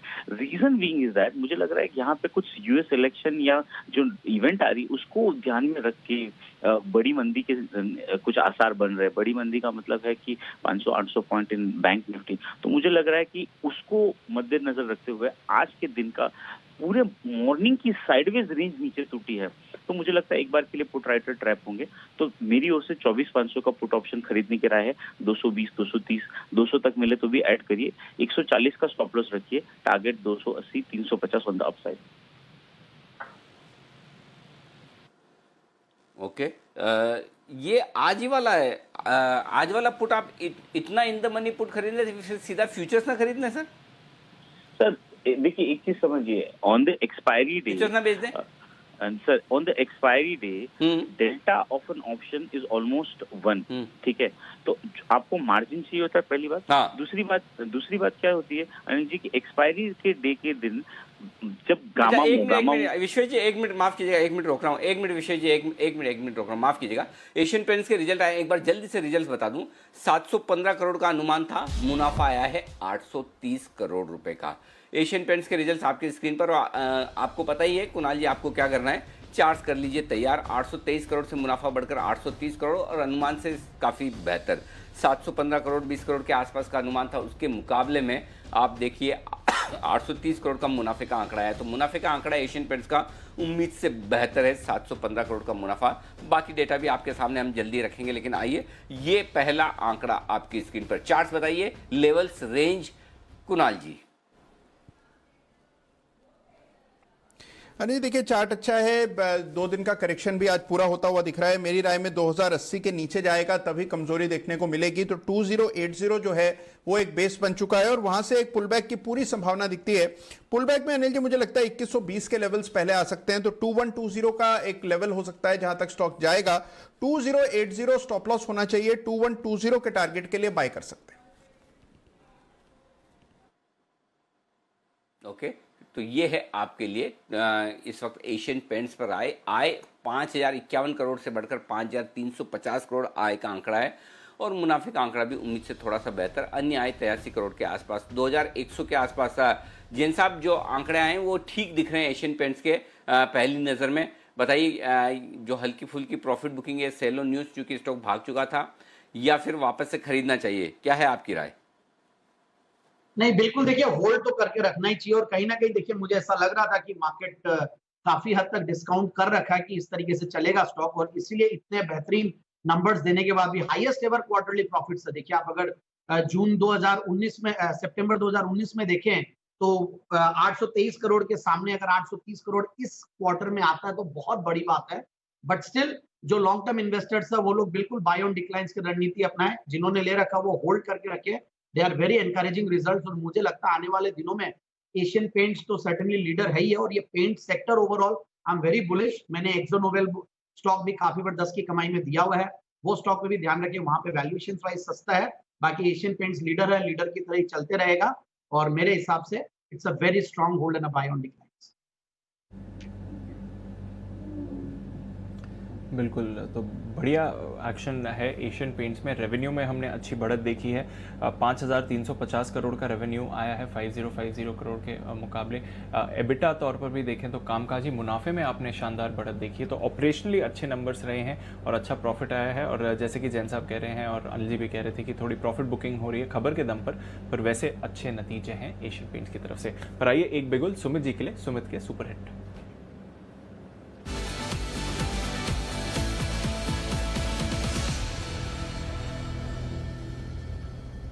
जी बताएं सुमित जी। दीपांशु, एक और एक सेल कॉल यहाँ पे रडार पे आया है और स्टॉक का नाम है टाइटन। 1223 1225 स्पॉट लेवल अभी ट्रेड कर रहा है। टाइटन के अंदर यहाँ से बिकवाली देखने को मिलेगी, यहाँ पे सेल करके काम करना है। टाइटन में ऑप्शंस के जरिए 1220 वाला पुट ₹25 ₹26 के बीच अभी ट्रेड हो रहा है, इसको लेने का सलाह रहेगा। टाइटन के अंदर पिछले 3 दिनों में 4 दिनों में छोटा छोटा तेजी का मूव देखने को मिला और आज पिछले 2 दिनों के लो अभी टूटते हुए दिखाई दे रहे हैं। 1220 का पुट अभी यहाँ पे सीएमपी पे खरीदारी करें, ₹15 का नीचे में स्टॉप लॉस लगाए। टाइटन में ऐसा लगता है कि स्टॉक यहां से गिरने को तैयार है और 1200-1205 का पहला टारगेट बनेगा और मार्केट्स में गिरावट अगर यहां से बढ़ती हुई देखने को मिली तो टाइटन इसी फॉल में ₹1170 तक का लेवल भी दिखा सकता है। इसके लिए टाइटन में बिकवाली करके चलने का सलाह रहेगा। 1220 का पुट खरीदारी करें, ₹15 का स्टॉप लॉस लगाए, ऊपर में ₹35 से लेके ₹40 तक का मूव देखने को मिल सकता है। Buy Titan 1220 put at CMP, stop loss 15, target 35 से ₹40 तक का मूव देखने को मिल सकता है। ओके तो ये है आपके लिए टाइटन यहाँ पर खरीदारी करने की सलाह। एशियन पेंट्स की मैनेजमेंट की तरफ से कमेंट्री भी आ रही है कि डबल डिजिट वॉल्यूम ग्रोथ इन्हें दिखी है डेकोरेटिव कारोबार में। हमारा अनुमान था 8 से 9% का, तो उस लिहाज से भी देखें तो एक अच्छा प्रदर्शन रहा है एशियन पेंट्स की तरफ से। हम एक्सपेक्ट कर रहे थे 9% की वॉल्यूम ग्रोथ, कंपेरेबल इसमें 14% का है, बट अब मैनेजमेंट कह रही है कि डबल डिजिट वॉल्यूम ग्रोथ है। उनकी कमेंट्री में डबल डिजिट का है, एक्चुअल नंबर थोड़ा देर में पता चलेगा, बट उसकी वजह से भी आप देख रहे हैं कि एशियन पेंट्स के लिए अच्छे प्रदर्शन है और अब थोड़ी मुनाफा वसूली के बाद स्टॉक फिर से एक्शन में आते हुए दिख रहा है। तो एशियन पेंट्स पर जरूर नजर रखिए और इसकी वजह से जो बाकी पेंट स्टॉक्स हैं वो भी फोकस में आते रहेंगे, स्पेशली जिस तरह से वॉल्यूम ग्रोथ पर मैनेजमेंट की कमेंट्री आई है। पर कई और स्टॉक्स हैं जहां पर एक्शन आपको बनते हुए दिख रहा है, कुछ कैश स्टॉक्स में मूवमेंट आते हुए दिख रहा है, वहां पर भी नजर रखिए। इंटेलेक्ट डिजाइन एरिना में अभी थोड़ा ब्रेकआउट आया है, तो ये एक स्टॉक है जहां पर आपको अपनी नजर रखनी चाहिए। मूवमेंट और कहां पर आ रहा है एक बार वो भी देख लेते हैं। MRPL आखिरी बार चेक किया था 8% ऊपर था, अब और तेजी बन गई है, 12% की तेजी इस स्टॉक पर आती हुई दिख रही है, तो ये भी एक स्टॉक है जहां पर आपको एक्शन बनते हुए दिख रहा है। HAL सुमित जी से सुबह इस पर बात करी थी, यहाँ पर अब फिर से मूवमेंट आ रहा है। और GMM फॉडलर अब 4% ऊपर, ये स्टॉक भी आपको आते हुए दिख रहा है, तो यहाँ पर भी एक्शन थोड़ा बनते हुए दिख रहा है आपको। कुणाल जी, एक कैश स्टॉक जहां पर अभी ब्रेकआउट आ रहा है, KEC इंटरनेशनल, खरीदारी आई है, डेज हाई पर है, 2.5% 3% का अब उछाल है, कोई ट्रेड बनता है इस पे? देखिए एक रेंज में कंसोलिडेट हो रहा है दीपांशु, और रेंज के बिल्कुल निचले स्तरों से एक बाउंस आता हुआ दिख रहा है। कल इसमें काफी गिरावट देखने को मिली थी और 310 के आसपास एक सपोर्ट है, तो वहीं से बाउंस हुआ है। मुझे लगता है कि 340 तक चला जाएगा तो 340 तक के लेवल्स इसमें देखने को मिल सकते हैं। और दीपांशु अगर आपकी परमिशन हो तो एक स्टॉक मैं मेंशन करना चाहता हूं, यह है JK लक्ष्मी सीमेंट। इसका चार्ट बहुत ही दमदार है, तो इस पर फोकस करना चाहिए। एक फ्रेश ब्रेकआउट चार्ट पर आता हुआ दिख रहा है। बिल्कुल, तो JK लक्ष्मी सीमेंट यहाँ पर नजर रखिए। सीमेंट स्टॉक्स के बारे में अभी हम चर्चा भी कर रहे थे, पूरी स्पेस में आपको बढ़िया एक्शन बनते हुए दिख रहा है, तो सीमेंट स्टॉक्स डेफिनेटली एक्शन की एक जगह है। एक और स्टॉक जहाँ पर अच्छा एक्शन है, सुबह भी हम इसको हाईलाइट कर रहे थे, अब डेज हाई पर आया है, टोरेंट पावर। फ्रेश मूव आ रहा है, 3% ऊपर टोरेंट पावर इस समय आपको आते हुए दिखेगा। श्रीकांत जी, टोरेंट पावर पर कोई ट्रेड बनता है जिस तरह से एक्शन आ रहा है? बिल्कुल, इनफैक्ट आज वैसे काफी सारे अलग किस्म के स्टॉक मार्केट में चल रहे हैं, जैसे कि कोचिन शिपयार्ड है, या तो थर्मैक्स है, पेट्रोनेट LNG है। तो थोड़ा मार्केट काफी मिक्स्ड है और एक रेंज में अटका हुआ है मार्केट। बट जैसे भी आपने पूछा, मुझे टोरेंट पावर में अगर आप देखें तो एक उसमें बड़ी बिकवाली हुई थी और उस बिकवाली के बाद एक वापस वॉल्यूम बेस्ड रिकवरी देखने को मिल रही है। तो मुझे लग रहा है कि एक पुल बैक जैसा ट्रेंड इसमें बना हुआ है और इस पुल बैक के ट्रेंड में अगर ये स्टॉक जैसे भी 314 के आसपास ट्रेड कर रहा है, अगर ये 325 के रेंज के आसपास जाता है तो वहाँ पे एक इम्पॉर्टेंट रेजिस्टेंस के आसपास आ जाएगा। तो वहाँ पे पोजीशंस कुछ कम करके जैसे अभी JK लक्ष्मी के बारे में बात हुआ था, तो मुझे लगता है कि वहाँ पे फोकस करना चाहिए, क्योंकि वहाँ पे एक रियल स्ट्रेंथ बना हुआ है और ये स्टॉक अभी भी यहाँ से काफी अच्छे रिटर्न्स दे सकता है। तो या तो करंट लेवल से बेच दो और JK लक्ष्मी में स्विच हो जाओ, या तो आप रेजिस्टेंस का वेट कीजिए और वहां पे बेचिए। लेकिन इतना तय है कि आने वाले दिनों में सीमेंट स्टॉक्स में हमें तेजी और देखने को मिलेगी, तो हम वहां पे कुछ शिफ्टिंग करने की राय देंगे। ओके, तो ये है आपके लिए सीमेंट शेयरों पर राय। आइए बढ़ते हैं आगे, और 2:50 का वक्त है भसीन साहब से मुलाकात करने का। बिगुल के साथ करते हैं उनका स्वागत।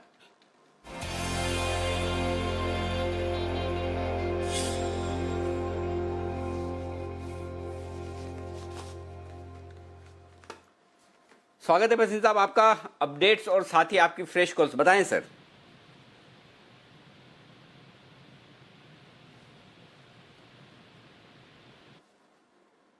बसीर साहब, क्या आप तक मेरी आवाज पहुंच रही है?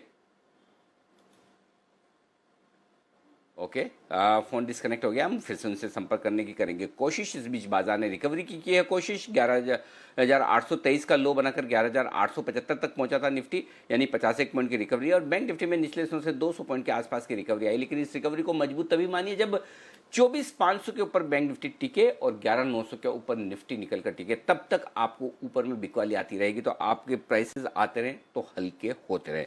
जुड़ चुके हैं मसीद साहब, अब उन तक हमारी आवाज पहुंच रही है। मसीद साहब, स्वागत है। बताएं सर, अपडेट्स और आपकी फ्रेश पिक्स। अपडेट आपको दिया सर, हिंद पेट्रो सुबह दिया था 79.20 हिट कर गया। टाटा मोटर टारगेट हिट कर गया। आपको अभी बीपीसीएल दिया था, उसमें बने रहिए। सिप्ला शॉर्ट है, वो आपका हेज है। और सेल लॉन्ग है, उसमें बने रहिए। SAIL results will be very very good, the best in the steel pack given the export content which will take place. अब आपके लिए 2 कॉल है सर, एक बाय है एक सेल है। आप कहें तो मैं शुरू करूं? बिल्कुल सर, प्लीज बताएं।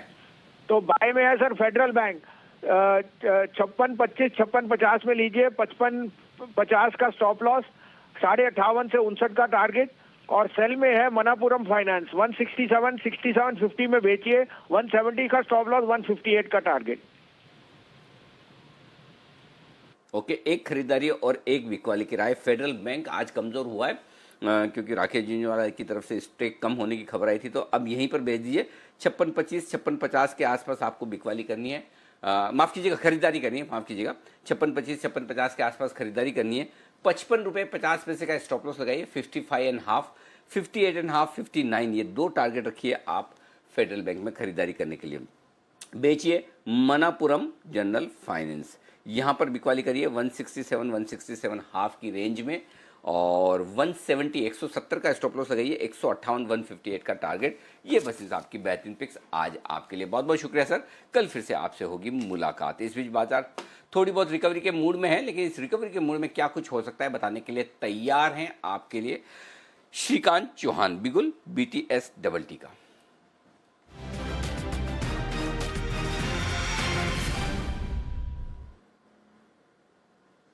जी अनिल बताएं श्रीकांत जी। अरे जी, देखिए वैसे इस मार्केट में अगर आप देखें तो काफी सारे एक अजब सी एक एक्टिविटी बनी है, जहाँ पे अपना दिल मानता है लेकिन दिमाग काम नहीं कर रहा है, और जैसे दिमाग से सोच रहे हैं उसी तय पे एक्चुअली मार्केट चल रहा है, लेकिन काम हो रहा है दिल के बेसिस पे। तो एक हटके स्टॉक देना चाहूंगा मैं, बजाज फाइनेंस। काफी अच्छा फॉर्मेशन बना है, और ऐसे फॉर्मेशन बनने के बाद अगर ये पूरे एनबीएफसी स्पेस में अगर तेजी ना आए तो फिर मुझे आश्चर्य होगा। तो काफी अच्छा एक फॉर्मेशन बना है बजाज फाइनेंस में। करंट लेवल से इसे लॉन्ग किया जा सकता है। 3310 3320 के रेंज में अभी ये चल रहा है, और यहाँ पे हमें स्टॉप लॉस जो रखना है वो हम रखेंगे 3250 का, क्योंकि आज इंट्राडे एक लो बना था इसमें 3250 का। तो एक थोड़ी पोजिशनल बेट होगी, लेकिन मुझे लगता है कि काफी शानदार फॉर्मेशन के साथ ये जा रहा है स्टॉक, और अगर ये क्लिक अगर हो जाता है तो 3500 या 3550 के भी लेवल्स को ये छू सकता है। तो करंट लेवल से काफी अच्छे रिस्क रिवॉर्ड रेशियो के साथ बजाज फाइनेंस को बाय करके चल सकते हैं। ओके, इस बीच आपके लिए बजाज फाइनेंस के बाद रिजल्ट्स आते हुए दिख रहे हैं एसबीआई कार्ड्स के। एसबीआई के कार्ड्स के रिजल्ट आपके सामने फुल फ्रेम में 210 करोड़ का मुनाफा ये आता हुआ दिख रहा है। एसबीआई कार्ड्स का मुनाफे का आंकड़ा आय 2410 करोड़, मुनाफा 210 करोड़। ये है आपके लिए एसबीआई कार्ड्स के रिजल्ट्स। एसबीआई कार्ड्स के रिजल्ट्स को विस्तार में देखेंगे। चार्ट्स इस वक्त देख लेते हैं, जरा जल्दी से तैयार कर लीजिए कुणाल जी चार्ट्स। और यहाँ पर 2% के आसपास की कमजोरी इस वक्त 875 के आसपास ट्रेड कर रहा है। लेवल्स क्या इंपॉर्टेंट है, जल्दी से बताइए।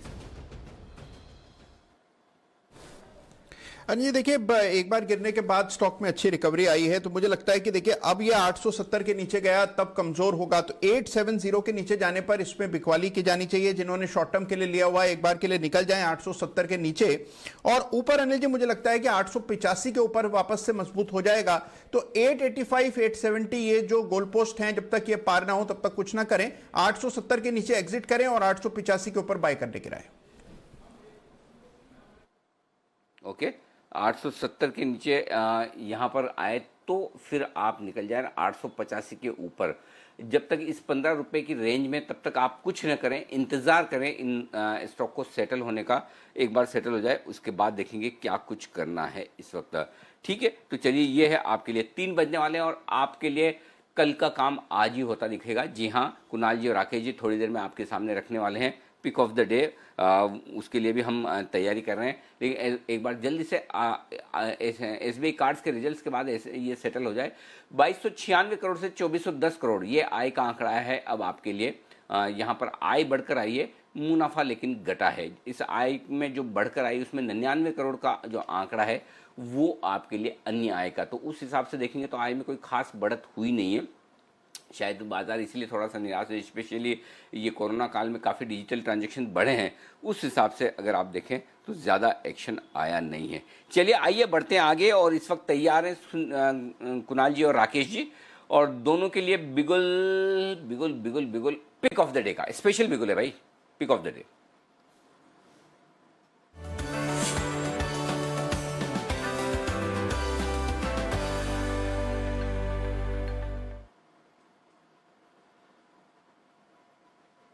बताएं सर, कल का काम आज।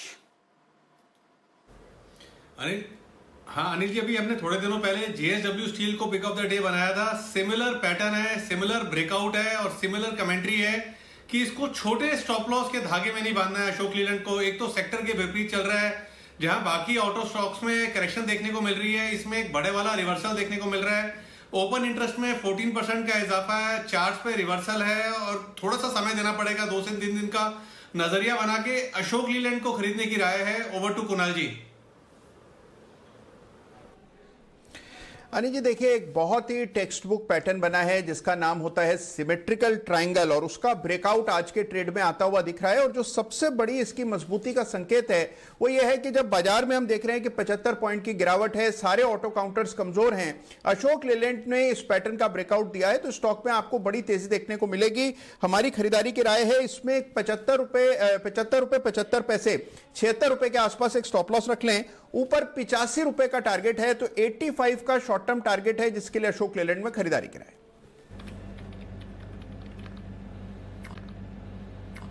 बढ़िया मूव आ रही है अशोक लीलैंड पर, इसको मिस मत करिए। 85 के टारगेट के लिए आपको करनी है खरीदारी, ये है आपके लिए राय। डेज हाई पर ट्रेड कर रहा है अशोक लीलैंड 79 के पार इस समय। नेस्ले यहां पर रखनी चाहिए नजर, क्योंकि इसके नतीजे आने वाले हैं। अनुमान जान लेते हैं देवांशी के साथ। बताएं देवांशी, क्या है एक्सपेक्टेशंस? बिल्कुल दीपांशु, आप देखिए नेस्ले से भी इस तिमाही में अच्छे नतीजों का ही अनुमान किया जा रहा है, क्योंकि कल ही जो कमेंट्री आई थी इनके पेरेंट ग्रुप से, इनका कहना था कि भारत में मैगी और साथ ही किटकैट की जो बिक्री है इसमें अच्छी बढ़त आती हुई दिख रही है, और इसी के चलते हम स्ट्रॉन्ग मिड डिजिट ग्रोथ या सिंगल डिजिट ग्रोथ देख पाएंगे, यानी कि 5% से ज्यादा की वॉल्यूम ग्रोथ का अनुमान किया जा सकता है। अब देखिए दूध की जो कीमतें हैं वो घटी हैं, लेकिन उसके सामने जो पाम तेल की कीमतें हैं वो बढ़ती हुई दिखी, तो कुल मिला के मार्जिन पर बहुत ज्यादा असर आता हुआ नहीं दिखेगा। लेकिन इसके अलावा इनके जो कामकाजी खर्च है, विज्ञापन खर्च है, वो इस तिमाही में काफी घटते हुए दिखे थे, तो इसी के चलते मार्जिन को थोड़ा सा सहारा मिलता हुआ दिखेगा। कुल मिला के आय इस बार करीब 8 से 9% तक बढ़ती हुई दिख सकती है। साथ ही अगर कामकाजी मुनाफे की बात करें तो 15 से 16% तक की बढ़त का अनुमान है। मार्जिन इस बार करीब 25% से ज्यादा रहने का अनुमान है, और साथ ही जो मुनाफा है वो फ्लैट रहेगा, क्योंकि पिछले क्वार्टर में हमने देखा था, पिछले साल के इसी क्वार्टर में हमने देखा था कि जो टैक्सेस हैं इनका फायदा कंपनी को मिलता हुआ दिखा था, और इसी के चलते इस बार आपको पैट में ज्यादा ग्रोथ आती हुई नहीं दिखेगी। देखना होगा कि त्योहारी सीजन के चलते क्या होलसेलर्स फिर एक बार स्टॉकिंग कर रहे हैं, इसके चलते क्या बिक्री बढ़ती हुई दिखेगी, और साथ ही चॉकलेट की जो बिक्री है उसमें कितनी ज्यादा बढ़त आती हुई दिख रही है, इस पर नजर आएगी। लेकिन कुल मिला के जिस तरह से पेरेंट ग्रुप की तरफ से कमेंट्री आती हुई दिख रही है, नतीजे अच्छे होने का अनुमान। ओके, तो नतीजे अच्छे रहने का अनुमान है। एक बार नजर रखते हैं कि नेस्ले से क्या रिएक्शन आता है। अभी तक तो बाजार को ब्रिटानिया और HUL के नतीजे नहीं पसंद आए, पर देखते हैं कि इस दिग्गज FMCG पर बाजारों का क्या रिएक्शन रहता है। कोलगेट के भी नतीजे अच्छे थे, पर बाजार का रिएक्शन दोनों तरफ का आपको आते हुए दिखा। टेक महिंद्रा, इनके भी आने वाले हैं नतीजे। कुशल से जान लेते हैं कि किस तरह का अनुमान लगा रहा है बाजार। बताएं कुशल।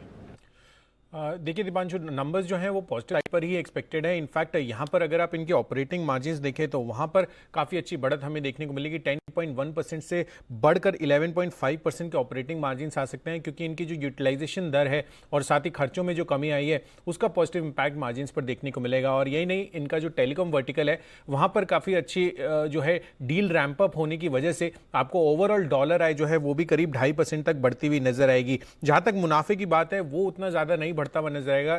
मामूली सी बढ़त रहेगी करीब 1% की और 980 करोड़ का मुनाफा हम एक्सपेक्ट करके चल रहे हैं। क्वार्टर ऑन क्वार्टर नंबर्स हैं इस आईटी कंपनी के लिए और यहाँ पर ये इसलिए हो रहा है क्योंकि जो टैक्स खर्च है वो कहीं ना कहीं इनके बढ़ते हुए नजर आएंगे। अब आगे के लिए देखना होगा कि जो डील पाइपलाइन है वो कैसे मैनेजमेंट अपनी कमेंट्री में कहती है और साथ ही जो क्लाइंट डिमांड है वहां पर किस हिसाब का रुझान अब टेलीकॉम वर्टिकल के लिए बन रहा है, ये देखना बेहद इंपॉर्टेंट होगा। बिल्कुल, तो टेक महिंद्रा पर रखनी पड़ेगी नज़र। साथ ही ब्रेग्जिट कमेंट्री पर इनका क्या कहना है वो भी काफ़ी इंपॉर्टेंट रहने वाला है क्योंकि ब्रेग्जिट डील की डेडलाइन 31 दिसंबर की है। टेक महिंद्रा, वागले साहब ज़रा चार्ट देखकर बताइए। कुछ समय से आईटी स्टॉक्स कंसोलिडेट कर रहे हैं, वैसे अपने 52 वीक हाई से ज़्यादा दूर नहीं है, थोड़ा एक्शन आते हुए दिखता है इस पर? मुझे टेक महिंद्रा में कोई एक्शन नहीं दिख रहा है। मैं बेरिश नहीं हूं क्योंकि 820 का एक स्ट्रॉन्ग सपोर्ट है, 820 840 या मे बी 845, ये रेंज में से जब तक ये निकलता नहीं है ना ये स्ट्रॉन्ग होगा ना वीक होगा। मेरे लिए बाय बनेगा 845 848 के पार निकलने के बाद, फिर 860 870 तक की अपसाइड की मैं बात करूंगा। ओके, तो टेक महिंद्रा पर रखिए नज़र। यहाँ पर आपको थोड़ा एक्शन बनते हुए दिखेगा अगर नतीजों से पहले बाजार में खरीदारी आती है तो।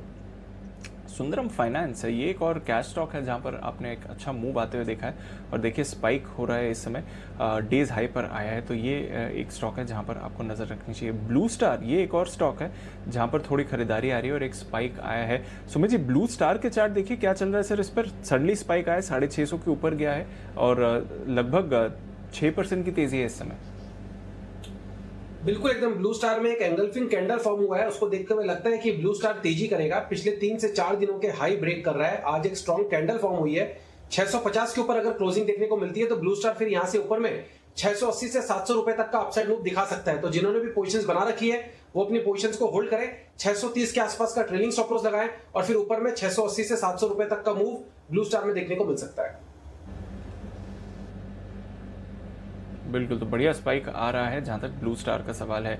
बाजार में दोनों तरफ का एक्शन हो रहा है, बस आखिरी आधा घंटा है इस हफ्ते की एक्सपायरी का। जल्दी से बिगुल अनिल जी के लिए हीरो या जीरो ट्रेड।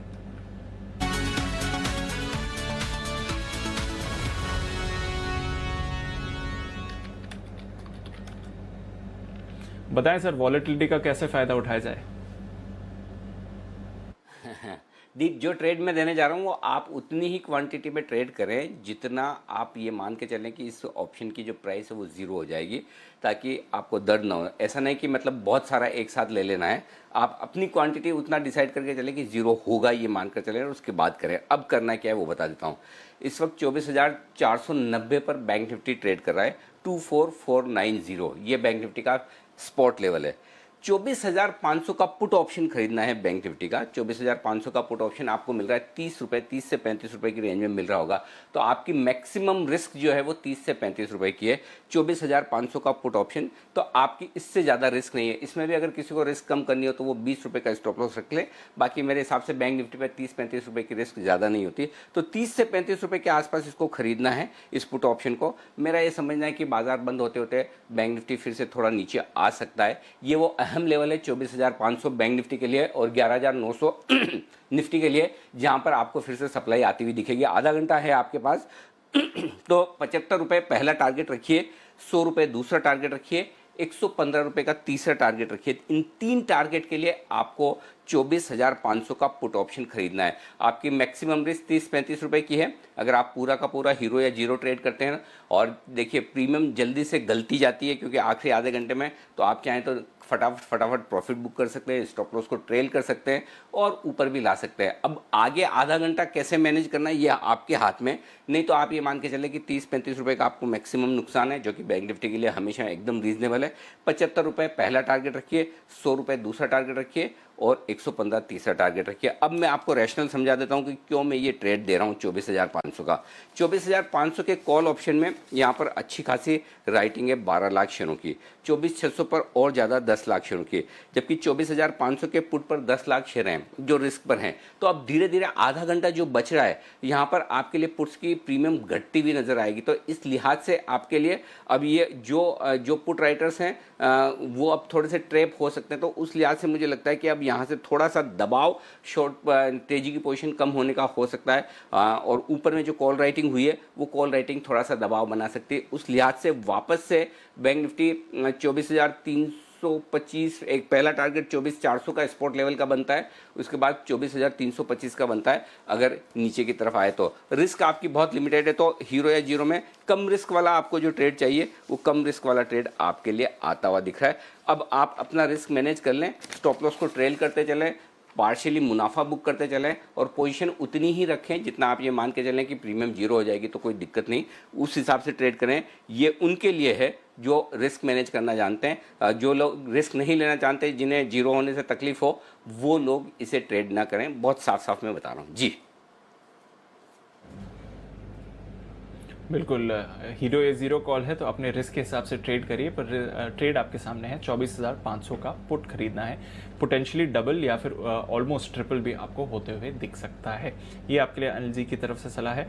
पर आइए कई और एरियाज हैं मार्केट्स के जहां पर एक्शन हो रहा है। कई सारे कैश स्टॉक्स भी मूव कर रहे हैं और एक स्पेस है जिसपे हम देख रहे हैं कि पिछले कुछ दिनों से बढ़िया एक्शन है, ऑटो सेक्टर से ही रिलेटेड एरिया है, ये है टायर स्टॉक्स। क्या है यहाँ पे ट्रिगर्स और किस तरह की मूव आगे बन सकती है, जानते हैं कुशल के साथ। कुशल बताइए, टायर स्टॉक्स एक्शन में क्यों है इतना?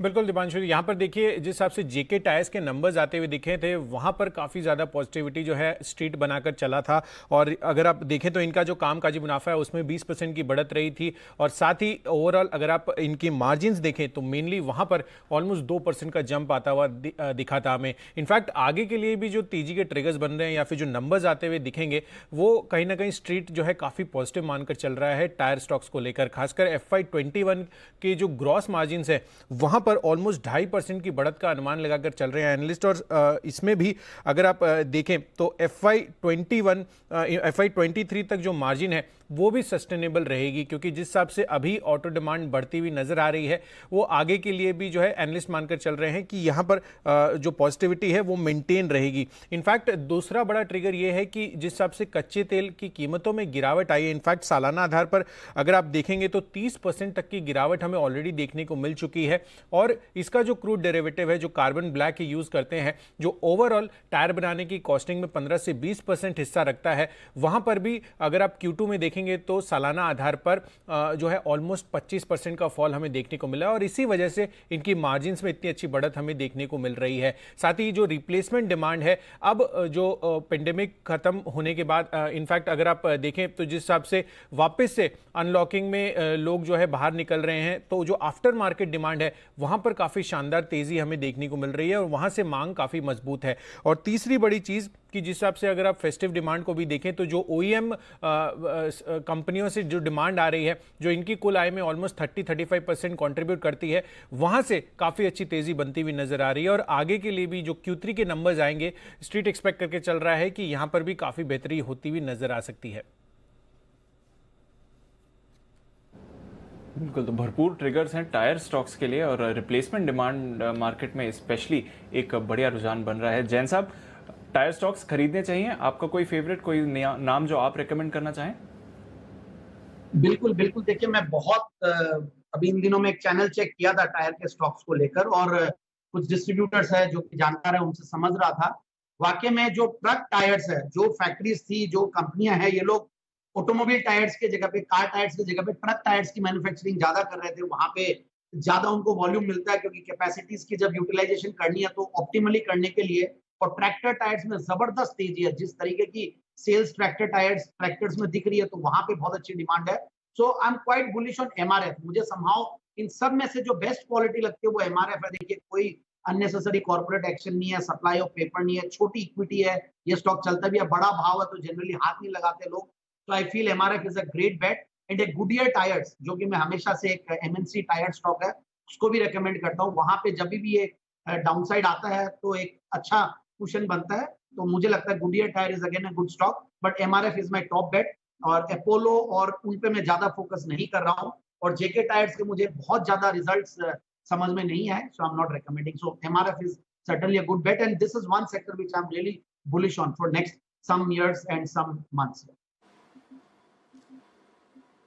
ओके, तो ये है आपके लिए राय जेके टायर पर। आइए, कैश का ऑप्शन तैयार है हमारे साथ जय Thakkar.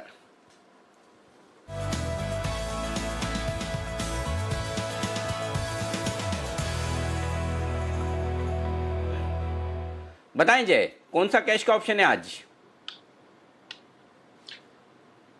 Good afternoon Anil ji morning में तो हमने कॉल दिया था, वो प्रॉफिट बुक करने की सलाह वहाँ पे दी थी हमने, बट अभी जो दे रहा हूँ वो मैं स्ट्रैटेजी दे रहा हूँ अनिल जी। ये जो कंसोलिडेशन बैंक निफ्टी में हमें देखने मिला है लास्ट 2 दिनों में, मुझे ऐसा लग रहा है कि अब इसमें से ब्रेकआउट आना चाहिए फाइनली। 24,100 से लेके 24,800 की ब्रॉडली एक रेंज रही है मार्केट की, तो यही 2 स्ट्राइक के कॉल और पुट ऑप्शन लेने की मैं सलाह दे रहा हूँ। अभी 24,100 का पुट करीब मिल रहा है 260 रुपये पे नेक्स्ट वीकली एक्सपायरी का, तो ये खरीदना है पहले तो।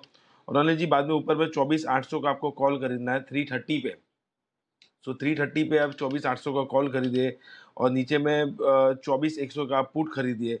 दोनों का अगर हम टोटल देखते हैं अनिल जी, सो एक ही मिनट अनिल जी मैं टोटल बता देता हूँ आपको। सो मुझे ऐसा लग रहा है कि कहीं ना कहीं ये रेंज में से हमें ब्रेकआउट देखने मिलना चाहिए। सो 24,100 का पुट जो करीब करीब 260 में खरीदे हम, वो एक ले लेते हैं और दूसरा हम ऊपर में 24,800 का एक कॉल लेते हैं। सो ये मिल रहा है 260 और वो मिल रहा है 330, तो दोनों का अगर आप टोटल देखें तो करीब 590 का हो रहा है यानी जी। ये 590 का एक जोड़ी बन रहा है लगभग, अगर आप देखें तो 15-16 हज़ार का हमें मैक्सिमम लागत होगा ये जोड़ी का लॉन्ग ट्रायंगल स्ट्रैटेजी का। मुझे ऐसा लग रहा है कि इसका टारगेट लगभग 1000 तक का हो जाएगा मिनिमम पहला, और दूसरा टारगेट हम 1200 का रखेंगे। तो ये जो हम 590 में बना रहे हैं उसका फर्स्ट टारगेट 1000, सेकंड 1000, 1200, इसमें हम स्टॉप लॉस रखेंगे नीचे में 260 का। तो अगर टोटल इसका 260 हो जाता है तो हम एग्जिट करेंगे, या तो फिर हम 1000 और 1200 पे एग्जिट करेंगे। मुझे ऐसा लग रहा है फाइनली ये रेंज में से ब्रेकआउट आ जाएगा। ओके अच्छा ये बताइए एक बात, आपकी 24,100 का पुट खरीद रहे हो, 24,800 का कॉल खरीद रहे हो, ये बेसिकली कल की रेंज है, कल का हाई और कल का लो जो था बैंक निफ्टी का स्पॉट लेवल, उस पर आपने एक ट्रेड बना दिया। ऐसा क्या वजह है कि आप क्या उम्मीद कर रहे हो कि दोनों ही मतलब बहुत तगड़े मुंह देंगे, जिस भी तरफ जाएगा बढ़ा जाएगा निफ्टी या बैंक, या माफ कीजिएगा बैंक निफ्टी, ऐसा लग रहा है आपको? ये अनिल जी उसका कारण ये भी है कि अगर मैं देख रहा हूँ कि 24,100 के आसपास एक रेंज है, पहले वही एक लेवल था जिसके ऊपर हमें बैंक निफ्टी अगर निकला तो हमें एक अच्छा मूव देखने मिला 24,800 तक। तो अब वो जो नीचे का लेवल है उसको रिटेस्ट भी हुआ कल के ट्रेडिंग सेशन में, वो पैनिक आया था वहां से ही रिवर्सल देखने मिला। तो कहीं ना कहीं नीचे में मुझे ऐसा लग रहा है कि 24,100 का जो लेवल है वो बहुत ही इंपॉर्टेंट हो गया। अगर वो होल्ड कर जाता है तो मार्केट में बैंक निफ्टी में तेजी, अगर वो टूटता है अनिल जी तो डेफिनेटली हमें वहां से एक बहुत ही बड़ा एक अच्छा खासा करेक्शन 1-2 दिनों में देखने मिलेगा। मतलब फ्लिप साइड 24,800 पे बार बार अटेम्प्ट कर रहा है, आज भी मॉर्निंग में इन्फेक्ट किया था 700 तक गया था, पर वहां से रिवर्स हो रहा है। तो ये क्लियरली समझ में आ रहा है निफ्टी में जैसे 12,000 एक रेजिस्टेंस बन गया है कि वो निकलता है, हमें पता है कि फायरवर्क्स हो जाएगा। सिमिलरली 24,800 के आसपास एक रेजिस्टेंस है बैंक निफ्टी में, अगर वो निकलता है तो अनिल जी लगभग ये 700 पॉइंट की रेंज हमें ऊपर की तरफ शिफ्ट होते नजर आएगी। सो वेरी मच क्लियर कि ये रेंज के बाहर ब्रेकआउट अभी आना है, बिकॉज आई डोंट थिंक कि जो हिसाब से एक पैटर्न फॉर्म भी हो चुका है इसको ज्यादा कंटिन्यू करेगा बैंक निफ्टी ये रेंज में रहना। ओके ठीक बात है, तो ये आपके लिए राय है इस वक्त जय की तरफ से। 24,100 का पुट खरीदिए, 24,800 की कॉल खरीदिए, 590 में बनेगी 260, ये आपका स्टॉप लॉस, 1000 से 1200 का टारगेट। जय इसके अलावा भी कोई और ऑप्शन या फ्यूचर्स में कोई कॉल? अनिल जी ऑप्शंस में डेफिनेटली एक और कॉल है मेरे पास। ओके बताएं जय, कौन सा है आपके पास दूसरा ऑप्शन का कॉल? वो बताइए जी। अनिल जी जी अनिल जी अगर हम देखें तो डेफिनेटली काफ़ी ऐसे स्टॉक्स है जिसमें बहुत ही अच्छे ब्रेकआउट आ रहा है, जैसे LNC हाउसिंग फाइनेंस हमने कल ही दिया तो उसमें एक अच्छा ब्रेकआउट आया और उसमें एक अच्छा मूव ऊपर की तरफ आया और वहाँ पे प्रॉफिट भी हुआ। सिमिलरली एक और स्टॉक है जिसमें साइडवेज मोमेंटम में एक अच्छा मूव आ रहा है, वो है पावर ग्रिड। पावर ग्रिड का अनिल जी यही सीरीज का 165 का कॉल ऑप्शन खरीद कर चलना चाहिए, जो करीब 3 रुपये पर मिल रहा है। अनिल जी सस्ता मिल रहा है, तो मैं कहूँगा कि सस्ते के हिसाब से ये बहुत ही अच्छा है। इनफैक्ट लागत भी कम है, 4,000 का लॉट है तो केवल 12,000 का लागत है। इसका 1.5 रुपये का एक स्टॉप लॉस रखना चाहिए। ऊपर में टारगेट पहला वाला बनेगा 5 रुपये 10 पैसे का, दूसरा बनेगा 6.20, 5.10 एंड 6.20। ये 2 टारगेट्स के लिए पावर ग्रिड का 165 का in the money call option खरीदना है। कारण ये कि अनिल जी कल के ट्रेडिंग सेशन में ही इसमें एक बहुत ही अच्छा एक inverse head and shoulders pattern में से ब्रेकआउट आया उसको रिटेस्ट होने के बाद आज फिर से एक अप मूव दिखा रहा है ये स्टॉक, और इसमें वॉल्यूम्स लास्ट 2 दिनों से बहुत ही बढ़िया हो रहे हैं। तो मुझे से लग रहा है कि शॉर्ट टर्म में ये स्टॉक बॉटम आउट हो चुका है, और यहाँ पे शॉर्ट कवरिंग के कारण लगभग हमें ये इनवर्स हेड एंड शोल्डर्स के जो टारगेट है 170 से लेके 175 के कंजर्वेटिव और एग्रेसिव टारगेट्स ये अचीव होने चाहिए यही सीरीज में। अगर वो होता है देन इजीली हमारा जो इंट्रिंसिक वैल्यू है वही 5 रुपये हो जाएगा। तो हमारा टारगेट है 510 एंड दूसरा टारगेट बनता है 6.20 का। ओके, 5, 10 और 26 ये दो टारगेट के लिए आपको करनी है खरीदारी यहाँ पर पावर ग्रिड के 165 के कॉल ऑप्शन में। 2 बैक टू बैक बिगुल है, पहला वागले साहब के लिए वागले का वंडर, और उसके बाद चलेंगे श्रीकांत जी के पास। तो वागले का वंडर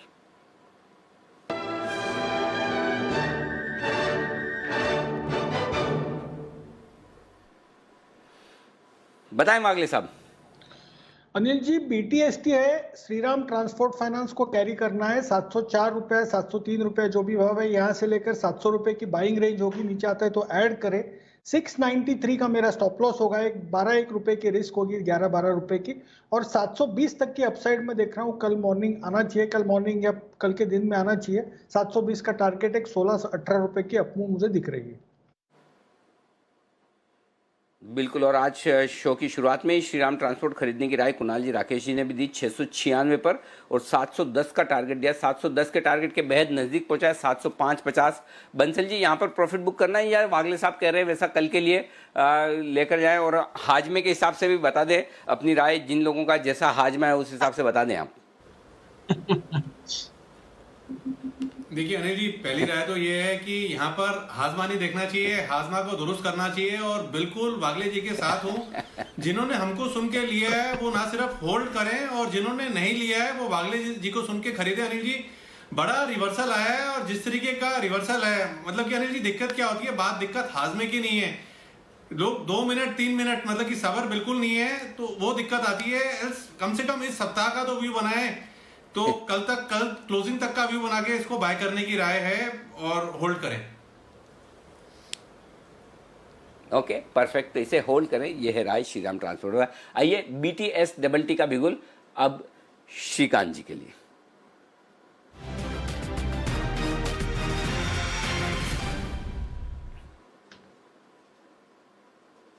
अनिल जी, बताएं श्रीकांत जी। यहाँ पे 2 स्टॉक वैसे आ रहे हैं, लेकिन मैं एक स्टॉक कवर करना चाहूंगा, ICICI लोम्बार्ड, जो 1270 के करीब ट्रेड कर रहा है। काफी शानदार फॉर्मेशन है, एक डबल बॉटम फॉर्मेशन बना है, और साथ ही साथ इसमें वॉल्यूम बेस्ड एक्टिविटी भी अभी देखने को मिल रही है, और पिछले कई दिनों से इसने कंसोलिडेशन बनाया है। तो मुझे लगता है कि अगर इसमें तेजी बनती है तो ये कम से कम 100-150 रुपया देखे जाता है, लेकिन वेरी शॉर्ट टर्म के व्यू से, यानी कि BTST के व्यू से अगर मैं इसे बाय करता हूँ तो फिर मैं इसे बाय करूंगा एट करंट लेवल्स 1270 पे। स्टॉप लॉस हम रखेंगे 1250 का, और हम टारगेट्स रखेंगे यहाँ पे 1320 रुपए के।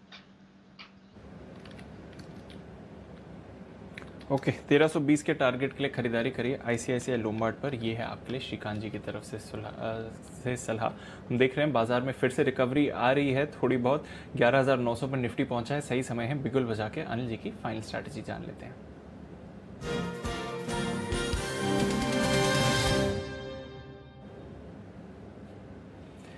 अनिल जी, हमारे बाजार वॉलेटाइल हैं। ग्लोबल क्यूज तो सर वैसे के वैसे ही हैं, जब लास्ट टाइम चेक किया था 90 पॉइंट्स नीचे आपको डाउ फ्यूचर्स दिखेंगे, नैस्डैक फ्यूचर्स 0.3% नीचे, यूरोप 0.5% फिसला हुआ है सर। तो ग्लोबल पिक्चर उतनी चेंज नहीं हुई, थोड़ा सा दबाव है।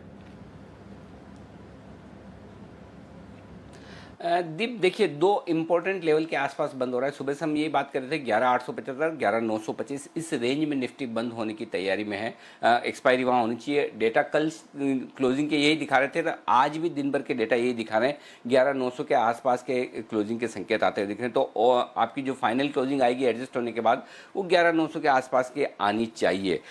शायद अगर एक्सपायरी नहीं होती तो बाजार थोड़े कमज़ोर हो सकते थे। उसकी वजह ये कि ग्लोबल संकेत उतने अच्छे हैं नहीं, लेकिन उसके बावजूद ये जो आपको एक्शन दिख रहा है वो इस एंगल का है कि अगर पुट और कॉल दोनों ही किसी ने 11,900 के खरीदे हुए हैं तो दोनों की प्रीमियम समाप्त होती दिखेगी अगर आप 11,900 पर ही बंद होते। तो ऑप्शन राइटर को ऐसा लग रहा है कि फ़ायदा होने के संकेत इस वक्त दिख रहे हैं।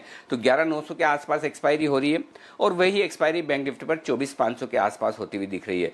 तो 24,500 का अगर पुट या कॉल जो भी खरीदा है उसमें पैसा बनना मुश्किल है। 11,900 का पुट या कॉल जो भी खरीदा है उसमें पैसा बनना मुश्किल है, क्योंकि एक्सपायरी आपकी लगभग उन्हीं लेवल के आसपास होती दिख रही है।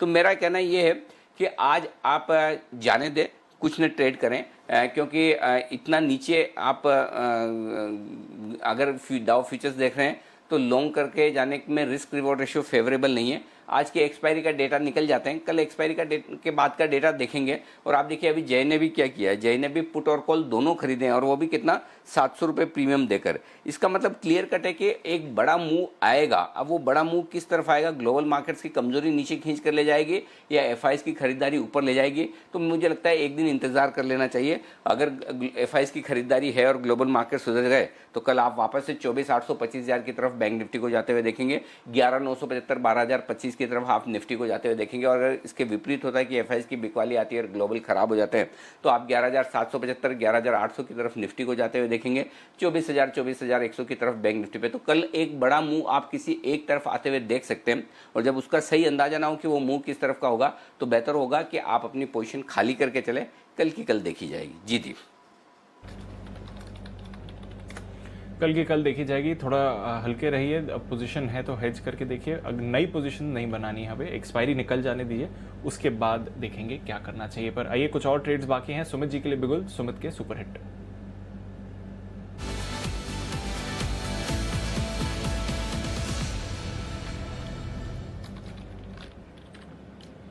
बताएं सुमित जी।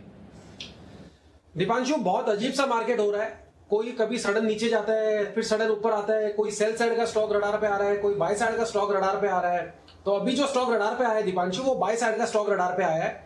स्टॉक का भाव चल रहा है 84 रुपीज 80 पैसा और ये बाय साइड का स्टॉक है। स्टॉक के अंदर यहां से अपसाइड मोमेंटम देखने को मिलना चाहिए और आज ये स्टॉक स्ट्रॉन्ग है।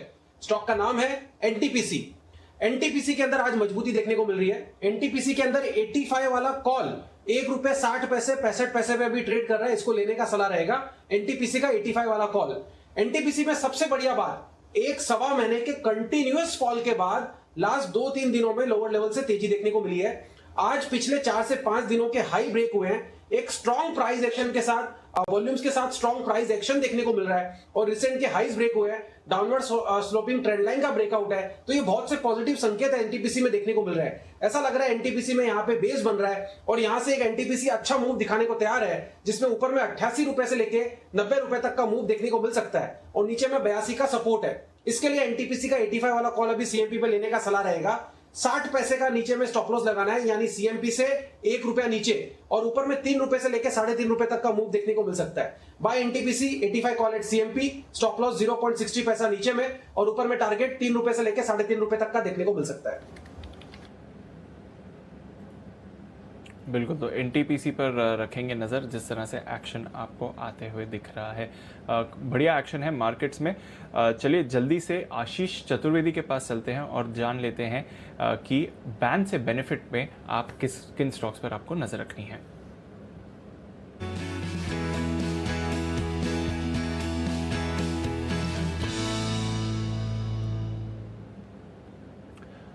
आशीष बताइए, कौन से स्टॉक्स बाहर आ सकते हैं और क्या फ्रेश एंट्री भी होगी किसी स्टॉक की? बिल्कुल दीपांशु, फिलहाल अगर आप देखें तो 7 स्टॉक जो है बैन में बने हुए हैं।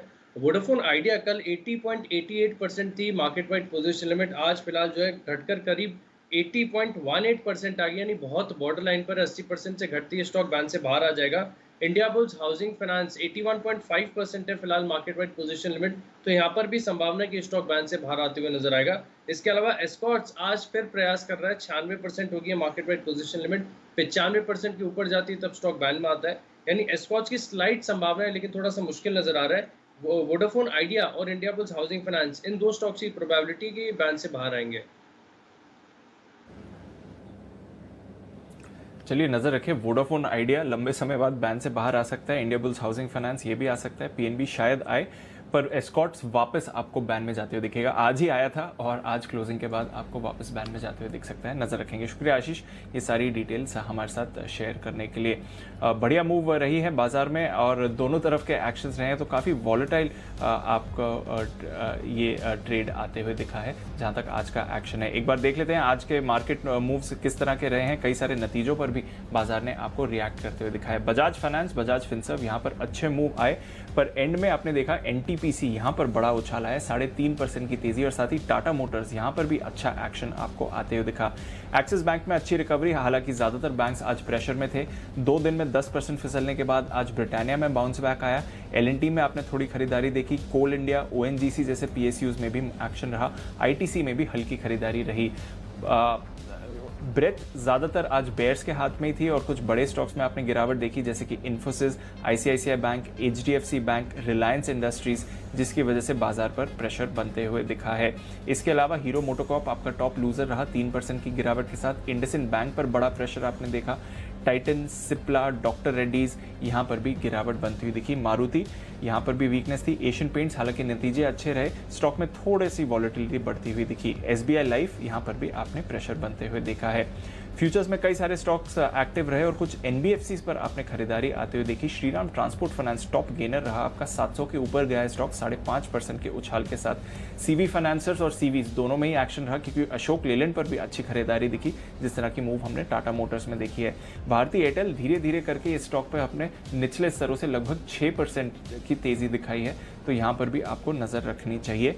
इसके अलावा एलआईसी हाउसिंग फाइनेंस, वेदांता, पेट्रोनेट यहाँ पर भी बढ़िया मूव आती हुई दिखी। एलएनटी फाइनेंस, एमआरएफ, टाटा स्टील यहाँ पर मूवमेंट रहा। अमर राजा और एक्साइड यहाँ पर भी खरीदारी रही और हैवेल्स भी काफ़ी एक्टिव होते हुए दिखा। जुबिलेंट फूड, पीवीआर दोनों में ही बड़ी गिरावट। औरोबिंदो फार्मा, इन्होंने डिस्क्लोज किया इनके न्यू जर्सी यूनिट को यूएसएफडी से वार्निंग लेटर मिला है, जिसके बाद सारे के सारे फार्मा स्टॉक्स फिसले हैं, पर औरोबिंदो फार्मा 3% नीचे रहा। बायोकॉन में मुनाफा वसूली, सिंजीन के नतीजों ने थोड़ा डिसअपॉइंट करा, अब इनके नतीजों पर नजर रहेगी। टायर स्टॉक्स का अच्छा प्रदर्शन रहा, पर बालकृष्ण इंडस्ट्रीज में आपने मुनाफा वसूली आज देखी है। एस्कॉर्ट्स वापस बैन में जा सकता है 1.5% नीचे। कोफोर्ज, इनके भी नतीजों का इंतजार है, यहाँ पर भी उससे पहले 1.5% की गिरावट आती हुई दिखी है। तो अनिल जी, ऑल इन ऑल अक्टूबर महीने की ओनली सेकंड नेगेटिव क्लोजिंग रहेगी सर, बाकी सारी इस महीने की क्लोजिंग पॉजिटिव रही है। और एंड में देखें तो निफ्टी प्रोविजनली 11,900 के ऊपर आते हुए दिखा है, तो आपने जो लेवल दिया था एकदम उसी पर, और बैंक निफ्टी भी 24,500 के लेवल पर। तो आपकी मॉर्निंग थ्योरी के हिसाब से एकदम फ्लैट क्लोजिंग हो रही है सर? इनफैक्ट बैंक निफ्टी तो बहुत ही वॉलीटाइल हो रहा है। अभी 24,450 मैंने देखा है, 24,500। ये लास्ट मोमेंट की उठापटक चलेगी, ये तो होता ही है, इसमें आप हमेशा कुछ नहीं कर सकते। इस तरह के एक्शन आपको होता है। अभी 24,550 था, 24,450 हो गया। 11,920 से 11,890, ये तो आखिरी मिनटों की कश्मकश लोगों की चलती रहेगी। इस तरह का ट्रेड आप होता हुआ रहेगा, लेकिन फाइनली जो क्लोजिंग आ रही है वो एकदम परफेक्ट उसी लेवल पर 11,900 और 24,500 के आसपास आती दिख रही है। प्रोविजनल क्लोजिंग जो है वो 30 अंक नीचे है निफ्टी पर, 150 अंक नीचे बैंक निफ्टी पर, 131 अंक नीचे है आपके लिए सेंसेक्स पर। आइए फाइनल क्लोजिंग आए उससे पहले मैं आपको बता दूं कि आपके लिए क्या कुछ एक्शन है। सबसे पहले तो कल है शुक्रवार, और शुक्रवार को आपको इंतज़ार रहता है मस्तिष्क की पाठशाला का। तो मैं आपको बता दूं कि मस्तिष्क की पाठशाला में क्या कुछ आपके लिए होने वाला है। तो इस बार दशहरा भी है वीकेंड पर, तो दशहरे के उपलक्ष्य में हम एक खास आयोजन मस्तिष्क की पाठशाला में करेंगे। तो हमारे सभी एक्सपर्ट्स आपको ये बताएंगे दशहरे पर ऐसी कौन सी बुरी आदत है जिसका आप दहन करना चाहते हैं। और जाहिर सी बात है, आप, मैं और सब लोग जो सोचते हैं वो ये कि हमारे में कौन सी बुरी आदत है, हमारे में तो है ही नहीं, सब जो कुछ है वो दूसरों में है, बाहर है। तो इसलिए हमने एक ऑप्शन दिया है सभी एक्सपर्ट्स को कि आपकी अपनी या किसी और की बुरी आदत हो, उससे आप दहन करना चाहते हैं। तो आप समझ गए होंगे, जैसा कल कुणाल जी कह रहे थे कि मतलब जो दुआ था ना, बुरा जो देखन में चला, तो उसको बिल्कुल विपरीत कर दिया। तो कुणाल जी ने कह दिया है कि मेरे में तो कोई बुराई है नहीं, जो कुछ है मुझे सब में बहुत सारी दिखती है। तो आप में या आपको किसी और में दिखती है, और जिस बुराई का अंत आप करना चाहते हैं वो होगा कल मस्ती की पाठशाला का टॉपिक। तो अब टॉपिक से आपको समझ में तो आ ही गया कि मस्ती तो होने ही वाली है। आदतें बुरी खत्म हो ना हो, आपकी या किसी और की, लेकिन मस्ती खत्म नहीं होगी, इस बात का आप भरोसा रखिए और इसकी तैयारी आप कर लीजिए।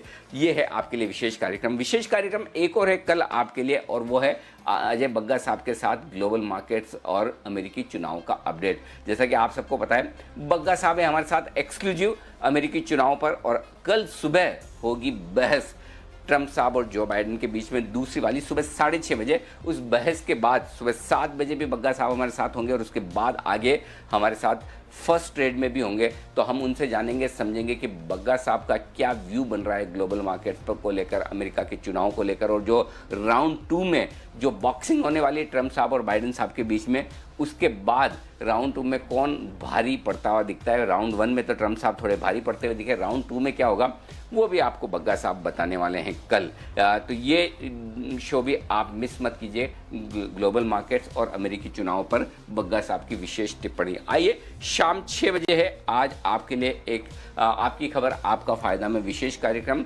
और यहाँ पर हम आपको महंगाई को लेकर एक विशेष चर्चा हम करने जा रहे हैं। महंगाई की मार, प्याज 100 रुपये के पार।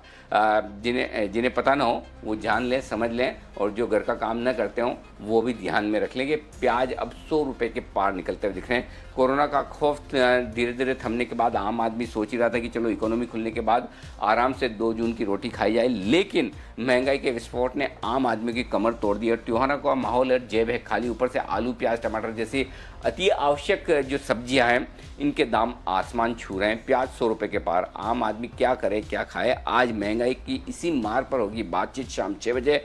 महंगाई के कारण सरकार की भूमिका, आम आदमी का दर्द, और सबसे बड़ी बात आखिर क्या किया जाए इस महंगाई का, कब तक जेब होती रहेगी ढीली। तो देखिएगा ज़रूर, महंगाई की मार, प्याज 100 के पार। राजेंद्र शर्मा साहब होंगे हमारे साथ, जनरल सेक्रेटरी आज़ादपुर मंडी के, और साथ ही सिराज हुसैन साहब होंगे पूर्व कृषि सचिव, जो बताएंगे इस महंगाई से कैसे निपटा जाए।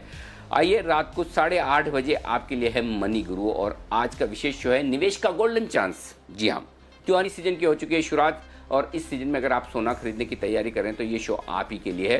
त्योहारी सीजन हो चाहे फिर शादियों का, हम आपको बताएंगे कि आप फिजिकल गोल्ड के अलावा किस तरह से ऑनलाइन सोना खरीद सकते हैं। सोने में निवेश करना है तो कौन कौन से विकल्प आपके पास मौजूद हैं, और साथ ही सोने में निवेश पर आपको कितना टैक्स देना पड़ेगा। सोने में निवेश से जुड़ी हुई हर एक बारीकी से आपको हम खबरदार करेंगे, रूबरू करेंगे, बताएंगे। 8:26 पर देखना मत भूलिएगा निवेश का गोल्डन चांस, ये आपके लिए है। तो ये सारे हैं आपके आयोजन जिस पर आपको रखनी है नज़र। आइए, फाइनल क्लोजिंग निफ्टी पर आइए 11,896, 11,900 के बेहद करीब, और बैंक निफ्टी पर 24,500 से थोड़ा सा नीचे, 16 पॉइंट नीचे 24,484 के आसपास की ये मिली है आपको फाइनल क्लोजिंग। ओके जैन साहब, कल की तैयारी आपकी मस्ती की पाठशाला की? बिल्कुल बिल्कुल अनिल जी, कल तो ये है कि ये शो स्पाउसेस को नहीं दिखाना है, खुद को तो पता नहीं क्या गलतियां और क्या कमियां जो है जिसकी दहन करना चाहेंगे, मगर स्पाउसेस के पास तो बहुत लंबी लिस्ट होगी अनिल जी।